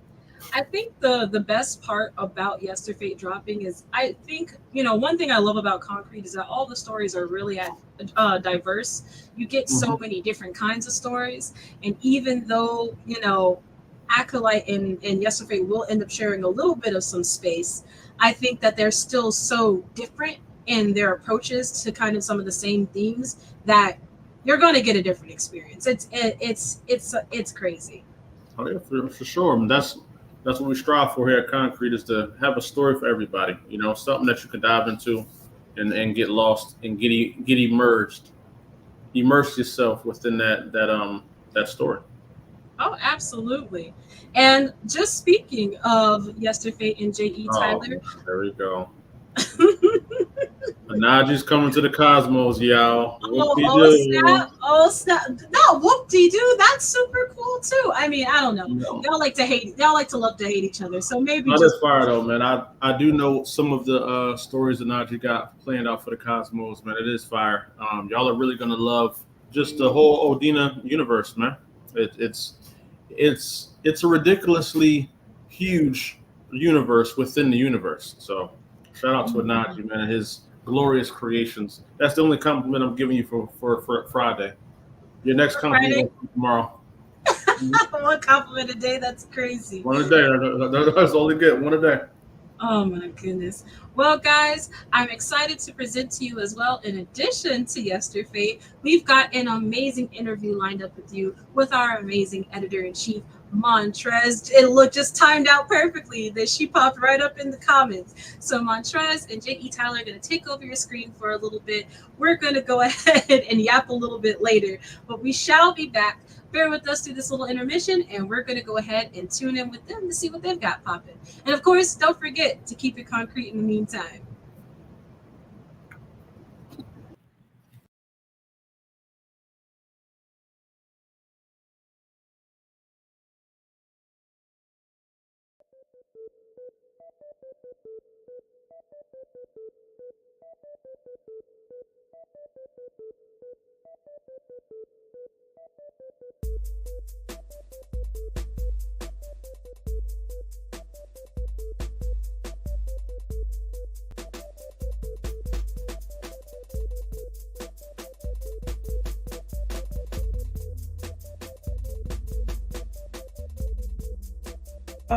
And now you get to see his debut with the amazing series, the totally visually stunning blockbuster debut for Yesterfate, Mr. J.E. Tyler. Thank you so much for being here with me and for letting me kind of introduce you to everybody in chat. And thank you for that gracious introduction. You made me feel great. As well you should, because if you haven't seen like some of the artwork floating around for Yesterfate, prepare to be blown away. The artwork alone is stunning, and then when you dive into the story, just go ahead and put that in your cart now. Go ahead, pre-order it. That part. But let's get into it, because this is one of our big debuts for the summer, and we've got a lot to kind of like dig into, and and so before we start though, I always like to hear the story behind the story behind the story. Yes. So what got you into storytelling? And okay. I've always been very imaginative my entire life. I remember as far back as my grandmother had a big tree in her backyard, and my favorite cartoon was Thundercats. I used to watch Thundercats religiously every Saturday morning, and back then cartoons only came on Saturday mornings. So throughout the week, what I would do is I would walk around my grandmother's tree and I would reenact episodes of Thundercats, and sometimes make my own episodes. And so my family thought I was crazy as a kid, because they would look outside and all they would see is me walking around the tree by myself going, Mom Ra, never living. So I've always been that, but I didn't know what that was. I just knew I enjoyed that, and it was something I would do. So it wasn't until my 5th grade year I had a teacher. Her name was Miss Bell, and Miss Bell made us write. We had to write a story every month. So I was like all other kids. I did not want to do it. I'm like, why we got to do this? No, I don't want to do it. And so she forced us, and I wrote my first story in her class. Just so happens that first month she called on me. She called on about 2 or 3 people every month to get up and read their story. So it just so happened she called on me. I was a very shy child. I did not want to do it, but I got up there. I read my story to the class, and when I tell you, everybody in the class loved it. And I was surprised. I was blown back by it because I didn't identify what I always did as a talent.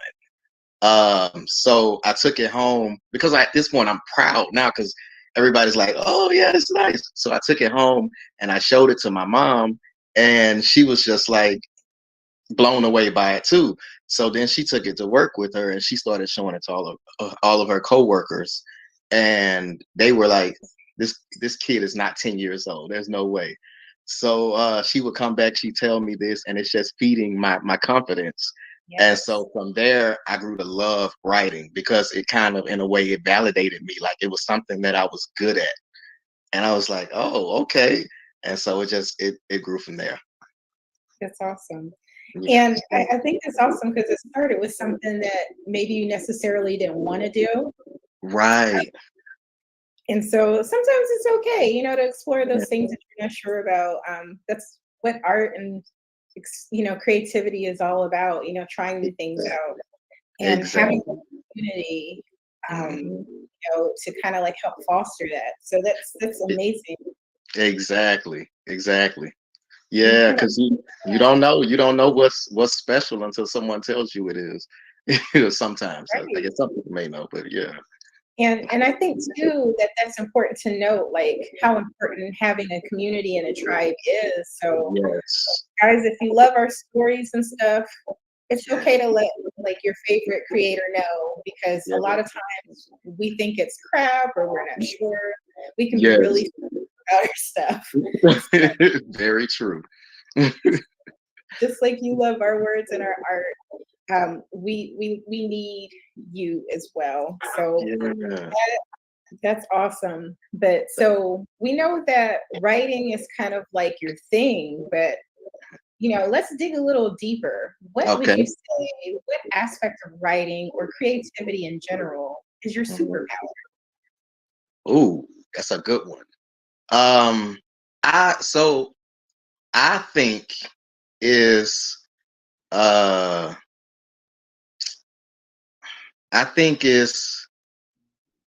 my ability to tap into emotion. Because I think I can tell a great story, but I think what sets me apart from everyone else is that I can use words and I can use stories to kind of tug at your emotions a little bit. Like my first love is poetry. So I love using words to kind of, evoke emotion, pull at you a little bit. So I try to do the same thing with my stories. I'm used to writing novels. So with novels, you paint a picture as opposed to the picture being in the panel. And so I identify that as my superpower when it comes to it, because I am, my zodiac is Cancer, sensitive. I have a high emotional IQ, and so I use that in my storytelling. And that's something too, because the need to be able to, like, you can have a great plot, you can have like a souped out hero, but like if I don't care about you as a character, if I'm not invested in your journey, it doesn't matter. So that's definitely a superpower to be able to have. Yes. You touched on something though, because we're talking about comics here with Yester Fate, but you said you're into poetry and you work on novels. So can you tell us about that? Yes. So I have 3 novels. I have 5 books, but I have 3 novels, and I have countless poetry. I've never published. Well, not can't say that. I have poetry in some of my books, included in some of my novels, but I've never published a book of poetry. A lot of my poetry I still haven't. There's a lot of poetry I have not released at all. Because a lot of it is very personal. You know, I get it, a lot of it's from my childhood, and you know, it evokes a certain type of emotion. So someday I will release it. But yeah, I have a lot of poetry is like therapy for me. And then when it comes to writing novels, um, in a way, you use certain devices from poetry in the writing, whether it's alliteration, metaphors, similes, you know, different things like that. Because one thing I love about poetry is you can write a line in a way that is beautiful. The words almost sound beautiful. And so I try to do the same thing when it comes to my writing, especially now, because I will say my writing has evolved since I started. But especially now, that's very important to me, trying to paint a pretty picture. So it sounds like you have two creative superpowers. So we've got the character connection, and then you've got that, those pretty words. You know how to Yeah. say those words. Yeah, yeah. Any kind of way, but you know how to really make it into art form. Yes. Like Yes. across mediums. Yeah. So we talked a lot about your kind of like the stuff that you're good at. And before we get into the next question, though, I do want to double back, though, because you said something I think was important. You talked about how your poetry was kind of just for you. And would you say that it's important as artists to kind of have those extra creative outlets, that you don't have that pressure to kind of perform in, like just recently I started like painting with my kids, and Exactly. it's so much fun. Yeah, And yeah. being able to like be creative outside of like what you already are creative in. Right. Finding that it really helps with the creative stuff that you're supposed to be good at. Oh yeah. So I would say, don't feel pressured to share your poetry if you don't want to. Yeah, yeah. It's so, because it's interesting, because the a lot of my poems tell a story to me, tell very real stories of parts of my life. Anyone else that reads them, they would probably pull something completely different from it, like something probably from their own life. But it's kind of like what you were saying. I'm kind of protective of some of it because of the impact that it does have on me, and because of what it did help me through. So yes, you're right. It I think as artists, because we are so full of creative energy, it definitely helps to be able to have an outlet. Because yeah, all of that starts building up. You don't know what to do with it sometimes. So Choir here, I feel you. But I have yes. to touch on that. So, guys, if you have something creative that you like to do, find another creative hobby outside of stuff that you do. So if you're a writer, you're an artist, whatever, it's okay to dabble into something and be bad at it, or do it for yourself. Right, right. Because Very art important. does so much. But we talked a lot about what you're good at, and like what your expertise is. I mean, you are across like mediums. You do the comics, you do poetry, you do novels. You said you've got 5? Yeah, 5 books. I have 5 books, 3 novels. I have a short story, a children's book, and a short story, a novella. Okay, see, look, and now you're across genres and limbs, so there's literally something for everybody here. Yep. I mean, like you have something for the whole family. You've got that was intentional. That was very intentional. Mm-hmm. So we need that list. We need those links so we can just go ahead and buy something for everybody this KWAY weekend. Okay. Yeah. Amazon.com/author/JE Tyler. Okay, give us a quick pitch though. What are your books about? Your children's Okay. books? All right, so I do have I have one science fiction book. It's called REG Aftermath. That was my very first book. It's about a brother who pretty much goes through HE double hockey sticks and back to save his younger brother. It's a very riveting story. And then all my characters are people of color. So it's I one thing I try to do is, because we don't have those images that everyone else has. So I try to put that out through my storytelling, as that's very important to me. That's something I won't give up on. Also, I have a series, 2 books, Rumor, Daughter of Lies, which is that's I consider to date some of my best work. That's a story of a girl, a little girl. She's 10 years old, and her mom left when she was, I think, about 4. And so her entire life, people have been telling her these wild stories of why her mother left, these amazing stories of things her mother's done and like making her mother a hero. And one day during an argument, her older cousin reveals to her the truth. And it's a very horrible, ugly truth about her mother. And it just sends Rumor on a tailspin, because she's at a point where she's becoming a woman, and she's becoming a woman without an uh, accurate image of the woman who she, saw as her pinnacle of what she wanted to be. And so it's very dramatic, and it's a great characters, and it's a really great story. And then it continues with Rumor as she's a teenager and she falls in love, but she falls in love with, once again, someone who is a false image. He's lying, and he pretty much pulls her back into this tailspin of lies and deception. And that one is called Rumor and Deception. Um, Thank you.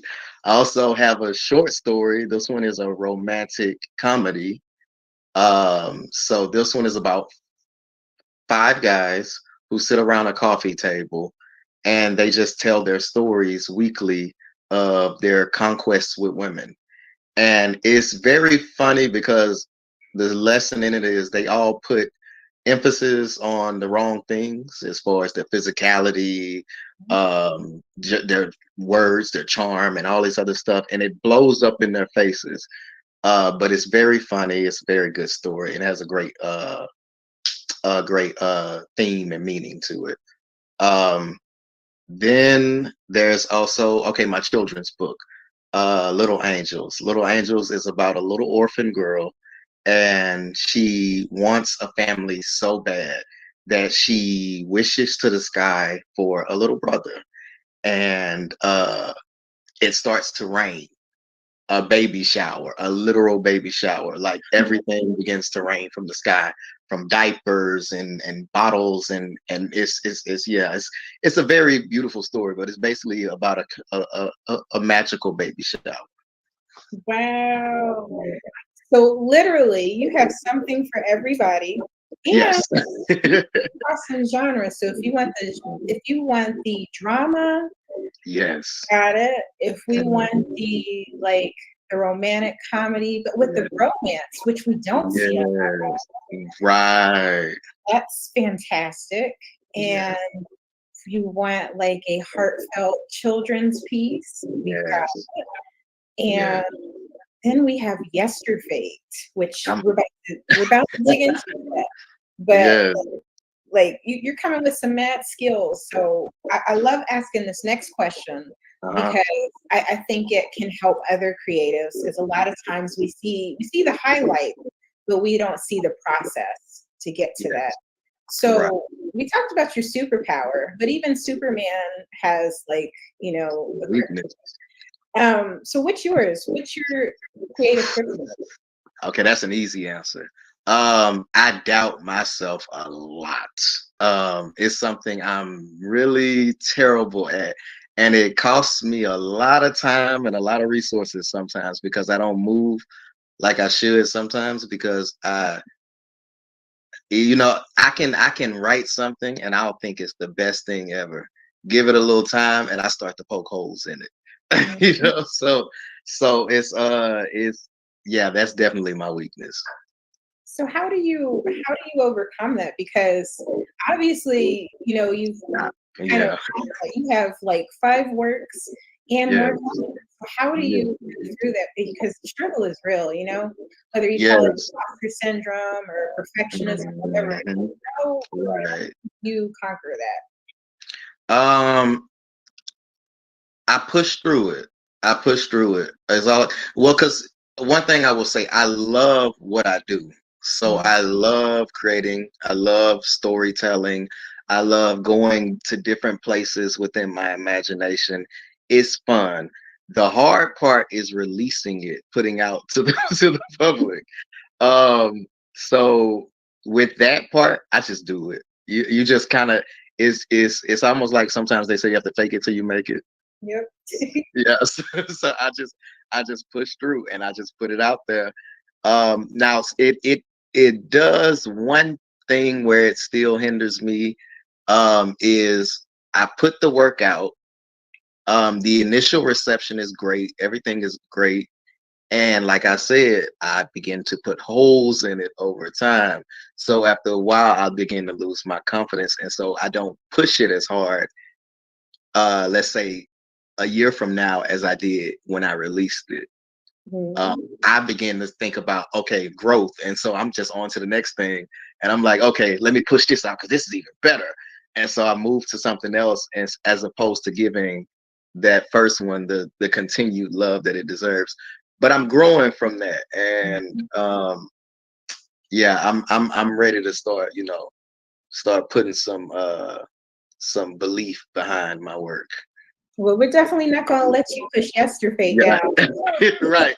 And that's the beauty of this because I'm surrounded by a team now, so it does help me. It does, yes. Definitely, community is important, and Right. um, when not just loving the craft, but realizing that the work. I mean, you put blood, sweat, tears, time, all kinds of stuff into Yes. so that's valuable. Yeah. Yeah. Um, You are so right. Yeah. when you see that value, it starts hitting differently. Like this is valuable. I need to share this. Somebody Right. needs to, Right. and we're really going to dig into this. Yeah. Yesterday is like this huge like landscape of you thought Doctor Strange was something with the multiverse madness, everybody, but like if we get to yesterday, he's going to take you on a journey. We've got A this serious journey. entity that is just, and the pages are just stunning.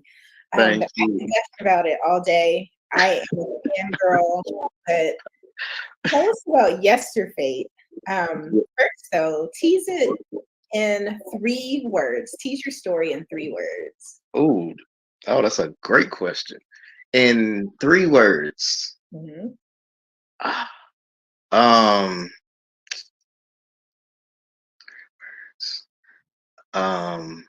I will say, oh, that's 2 right there. But all encompassing. Mhm. That's 2. um, all encompassing and oh my God. I'll let you cheat with some hyphenated words. Thank you. Okay. All encompassing, page turner, and um characterization, like oh, the characters, like you get ready to just dive into a new world is what I can Yes. say. So if that's not enough for you guys to dive into, like right there, hearing the history, like of how he got started, kind of what he's all about, let's dive into like the plot. Like, give us your pitch. Like, if this was a movie, like, what would the guy, like the signature voice be saying about Yesterday?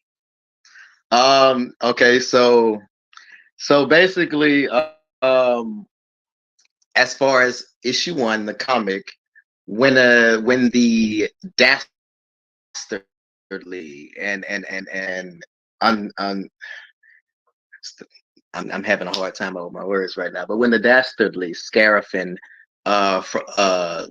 foulest plague emerges and steals a very powerful heavenly relic, no one or nothing is able to stop him as he wreaks havoc on the timeline, specifically the legends of Black diasporic history. So one hero, only one hero has the power to stop him, and he is the Yesterfate. He is the champion of heaven, the undefeated defender of space and time. The stars know him as Lycan, but you, my beautiful people, will come to know him as the Yesterfate. I feel like we need to give you snaps for that. That was amazing. It was amazing. An amazing picture. Thank you. Wow. So what we're hearing here, we've got like history. We've got like Black and brown representation front and center. We've got cosmic heroes. We've got like, heavenly relics, which means there's probably going to be some like demonic monster activity as well. Yes. We've got the cool world building, because you were throwing around some names like the Scarafin and the guys, get ready for an immersive world here. That's if that was a movie, if that was a preview, I would go see that. Awesome. If you saw the art, if it had like the graphics, like the art that you had, right, that'd be a pre-order ticket. Oh my God, I'm telling you. I'm telling you. Pre-order. So let's have some fun with this. Just get to know kind of like your characters and what's going on. And yesterday you name dropped some iconic legends in history. More about our history. You want to celebrate our history in the diaspora. This is definitely a book that you're going to want to open up. Who are some of the icons that you name drop, and why did you choose those particular individuals? Okay, that's a great question. So, Queen Amani Reynes. My brother Onaji has already used her. She is a fierce Black, beautiful warrior queen from history. And ever since I first learned of her, she has just always intrigued me. So it was a no-brainer that I had to include her. Orrin C. Evans, he is the first Black journalist in the United States. He also is the first Black man to create a nationally distributed comic book. Wow. Yeah, it was all Negro comics back in the 30s, I believe. Don't quote me on that. But yeah, and also King Mansa Musa, also one who just blows my mind away. The richest man in history. And this is a known history. This is not something that has been stolen from us or hidden. It's known at this point. And so because he was so wrapped within in all other forms of history and other cultures, because he was just an immense figure that he could not even be covered up by the powers that be.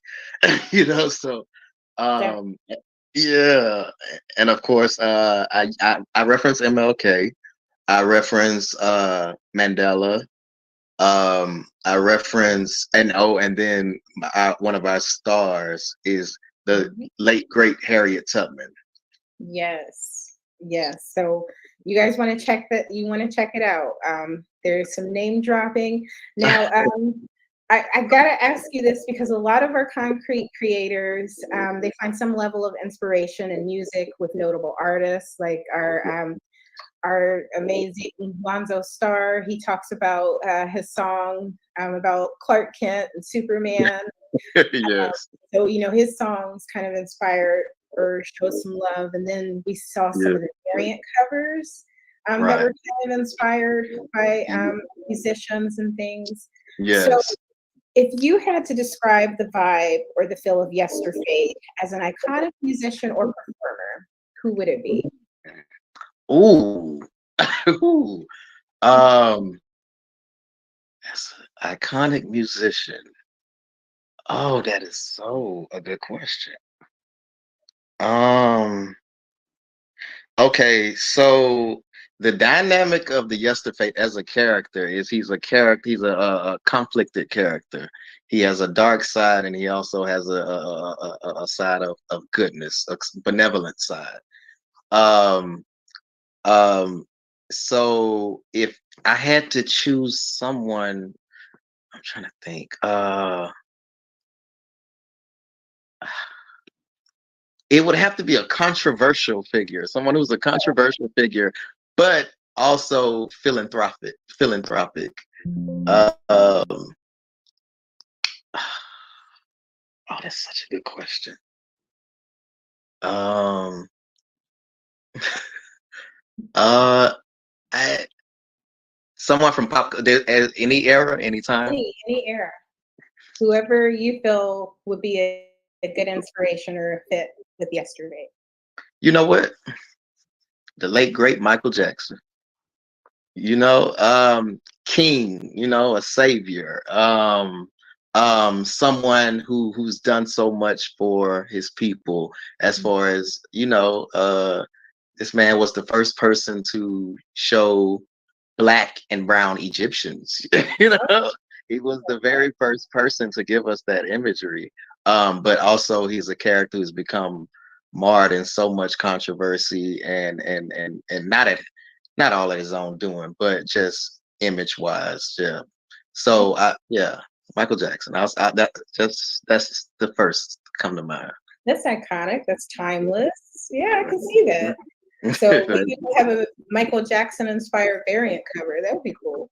That would be so great. So along that line, okay, I gotta ask this because Yesterfate is, again, he's kind of like multi-dimensional. He crosses timelines. So let's say that there's an Endgame or Loki type scale situation, and you know, he's got to stop it, but he needs a team. Right. What are the top 3 heroes on his recruit list? Who's he calling first? From Concrete. From Concrete. From Concrete. Who's he going to hit up?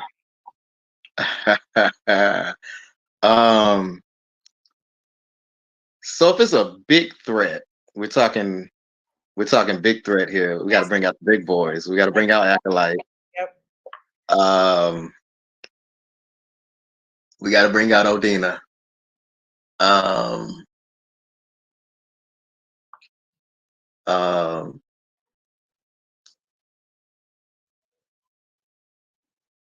And Absolver. I'll say Absolver. So you bring in the top 3. So I'm bringing the top 3. I'm bringing the heavy hit because some of the stuff that the Yesterfate faces, yeah, yeah, out of this world. So yeah. On that, will we seeing us collab with the top 3, or what you think? So I have had little conversations with Lonzo. Nothing is in the works. Like I don't want to sell false narratives out here, but but it's possible. I'll say that it's possible. So guys, if you get into Yesterfate, you love it, and you want to see some collabs, you know, just let us know. We always love hearing what everyone has to say. And with that, how can we best support and celebrate your work? You've got so much, you know. I'm going to say, guys, go ahead and like put this in one tab, or while you're listening to us talk, go ahead and just start adding the cart and follow. Yes. What can we do? Yes, definitely. Buy my work, and read it, and because you know what's more important to me. People might think this is cliche, but it's so true, and I promise it's true. I just want my words to be read. That's all. A lot of thought and a lot of heart goes into them, and hearing the feedback is such a tool. Like it's so powerful. And so, you know, just read and hit me up and let me know what you think. Good, bad, I mean, you know, I'm an artist and I'm sensitive about my stuff, so don't get crazy. But yeah, but you know, constructive criticism is always welcome. Yeah, just I to hear when people are into it, it feeds me and it feeds the future work. So, Yeah. you know, yeah. Creative fuel. So if you love it, Exactly. shout it from the rooftops. And Exactly. we write superheroes, but you're our superhero. Right. You guys do it for us. Like seriously, like I think the audience does not realize how powerful they are. When we can hear you, that makes us better. Yes. So thank you so much. Thank I know you. you got more worlds to create. But Yeah. thank you so much for stopping in to celebrate KWAY Week with me, KWAY Weekend with me today. And thank you everyone for tuning in. Go ahead, hit up our work, pre-order, spread the word, share, comment, you know, all the good stuff. You're our superhero. Most definitely. Thank you. And you guys go support Arthur Montrez as well. She is amazing. Yeah, you can hit me up. But until next time, don't forget to keep it concrete.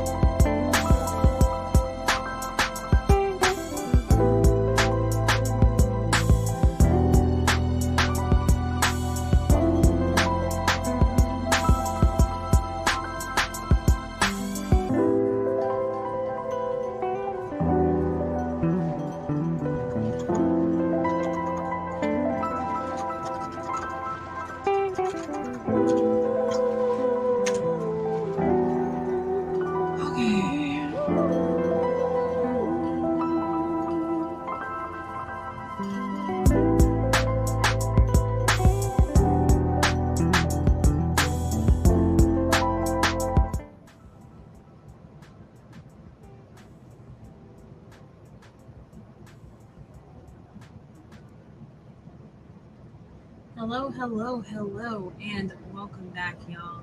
I gotta say, that was such a wonderful interview with author Montrez, aka the editor in chief of Konkret Comics, and J.E. Tyler, the creator of Yester Fate. I have had such a wonderful KWAY weekend up until this point. Of course, this is just day one. We've still got all day tomorrow, and we've got Sunday, and we've got more stuff coming to you.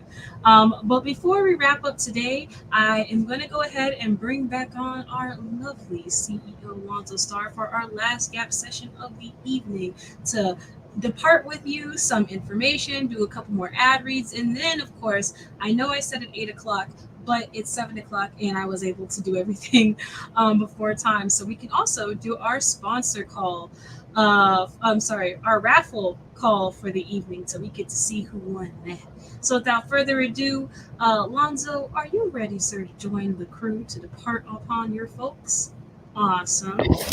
Yo, yo. What's up? What's up? So, how did you feel about that interview between Montrez and Tyler?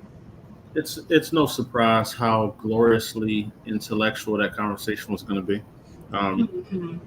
They're brilliant, both their minds together, and that's why they were such a masterful tag team on the block. Mhm.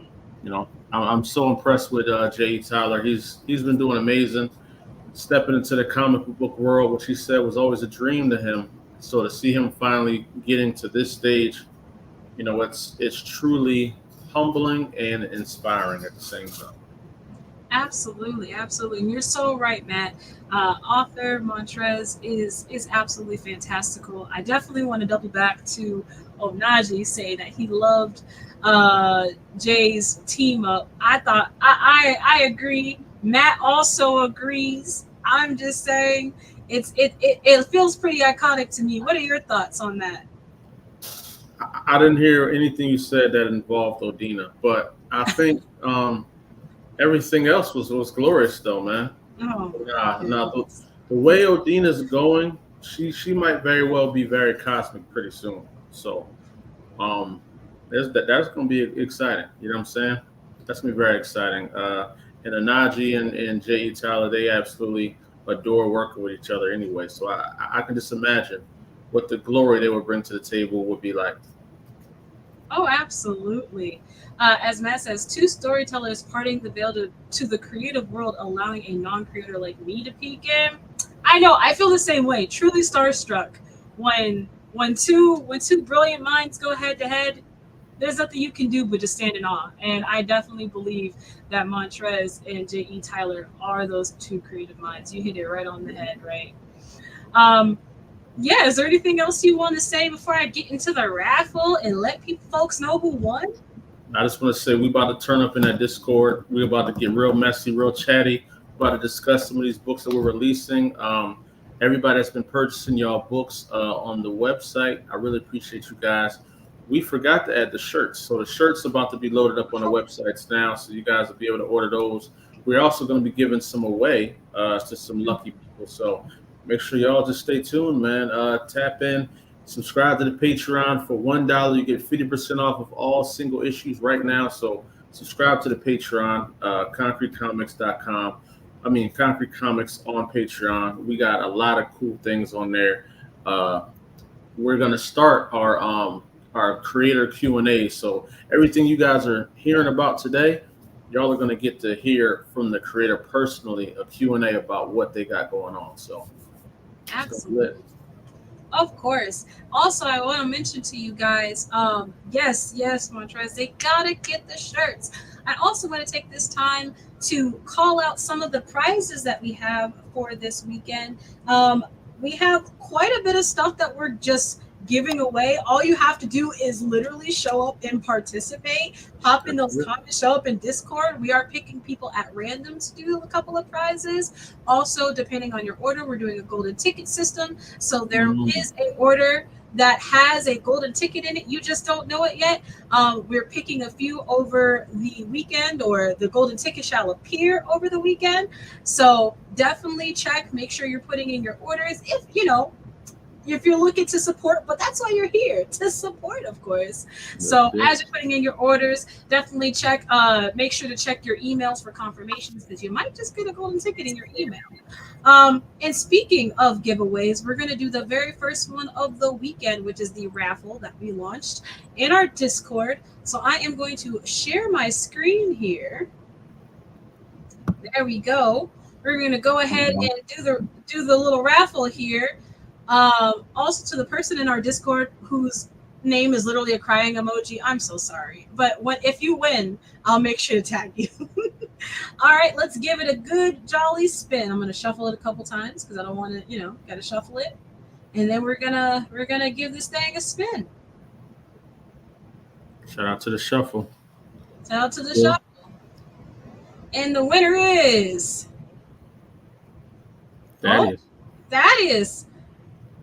Woo! Congratulations, Thaddeus. We're so happy that you won. You will be reached out to by myself in the Discord. So Thaddeus, if you're watching, stay tuned for that because I will be reaching out to you shortly so that you can spin your prize wheel in the Discord. And yeah, that pretty much wraps up the end of this evening. But of course, I do want to say before we go, I want to do the last sponsor read of the night, as well as give you guys some last little nuggets of information. Big shout out to our sponsor, Blurred and Powerful. Again, they have the only they maintain the only green book of Black-owned comic book conventions across the country. Check out their socials, stay connected, as well as catch them and Darren, who is the creator of Atlantic Comic Con. That's right, Atlantic Comic Con in Norfolk, Virginia, on August 17th and 18th. Also, check out Open Gate Studio. They have a show called Dirty Dilemma coming out, as well as they are responsible with Onaji for the Drafted Origin series, which is streaming in the Discord tonight. East Coast Black Age of Comics Convention. They also have something happening. Remember, the celebration of the contribution of Black folks doesn't stop at Juneteenth. Celebrate the art and creativity of Black comic book creators in the capital of Black indie comics as you walk through Philly's comic book history at City Hall on June 26th from 4:30 to 6:30 p.m. Eastern Standard Time, hosted by the East Coast Black Age of Comics Convention. For more information, go to ekbach.com.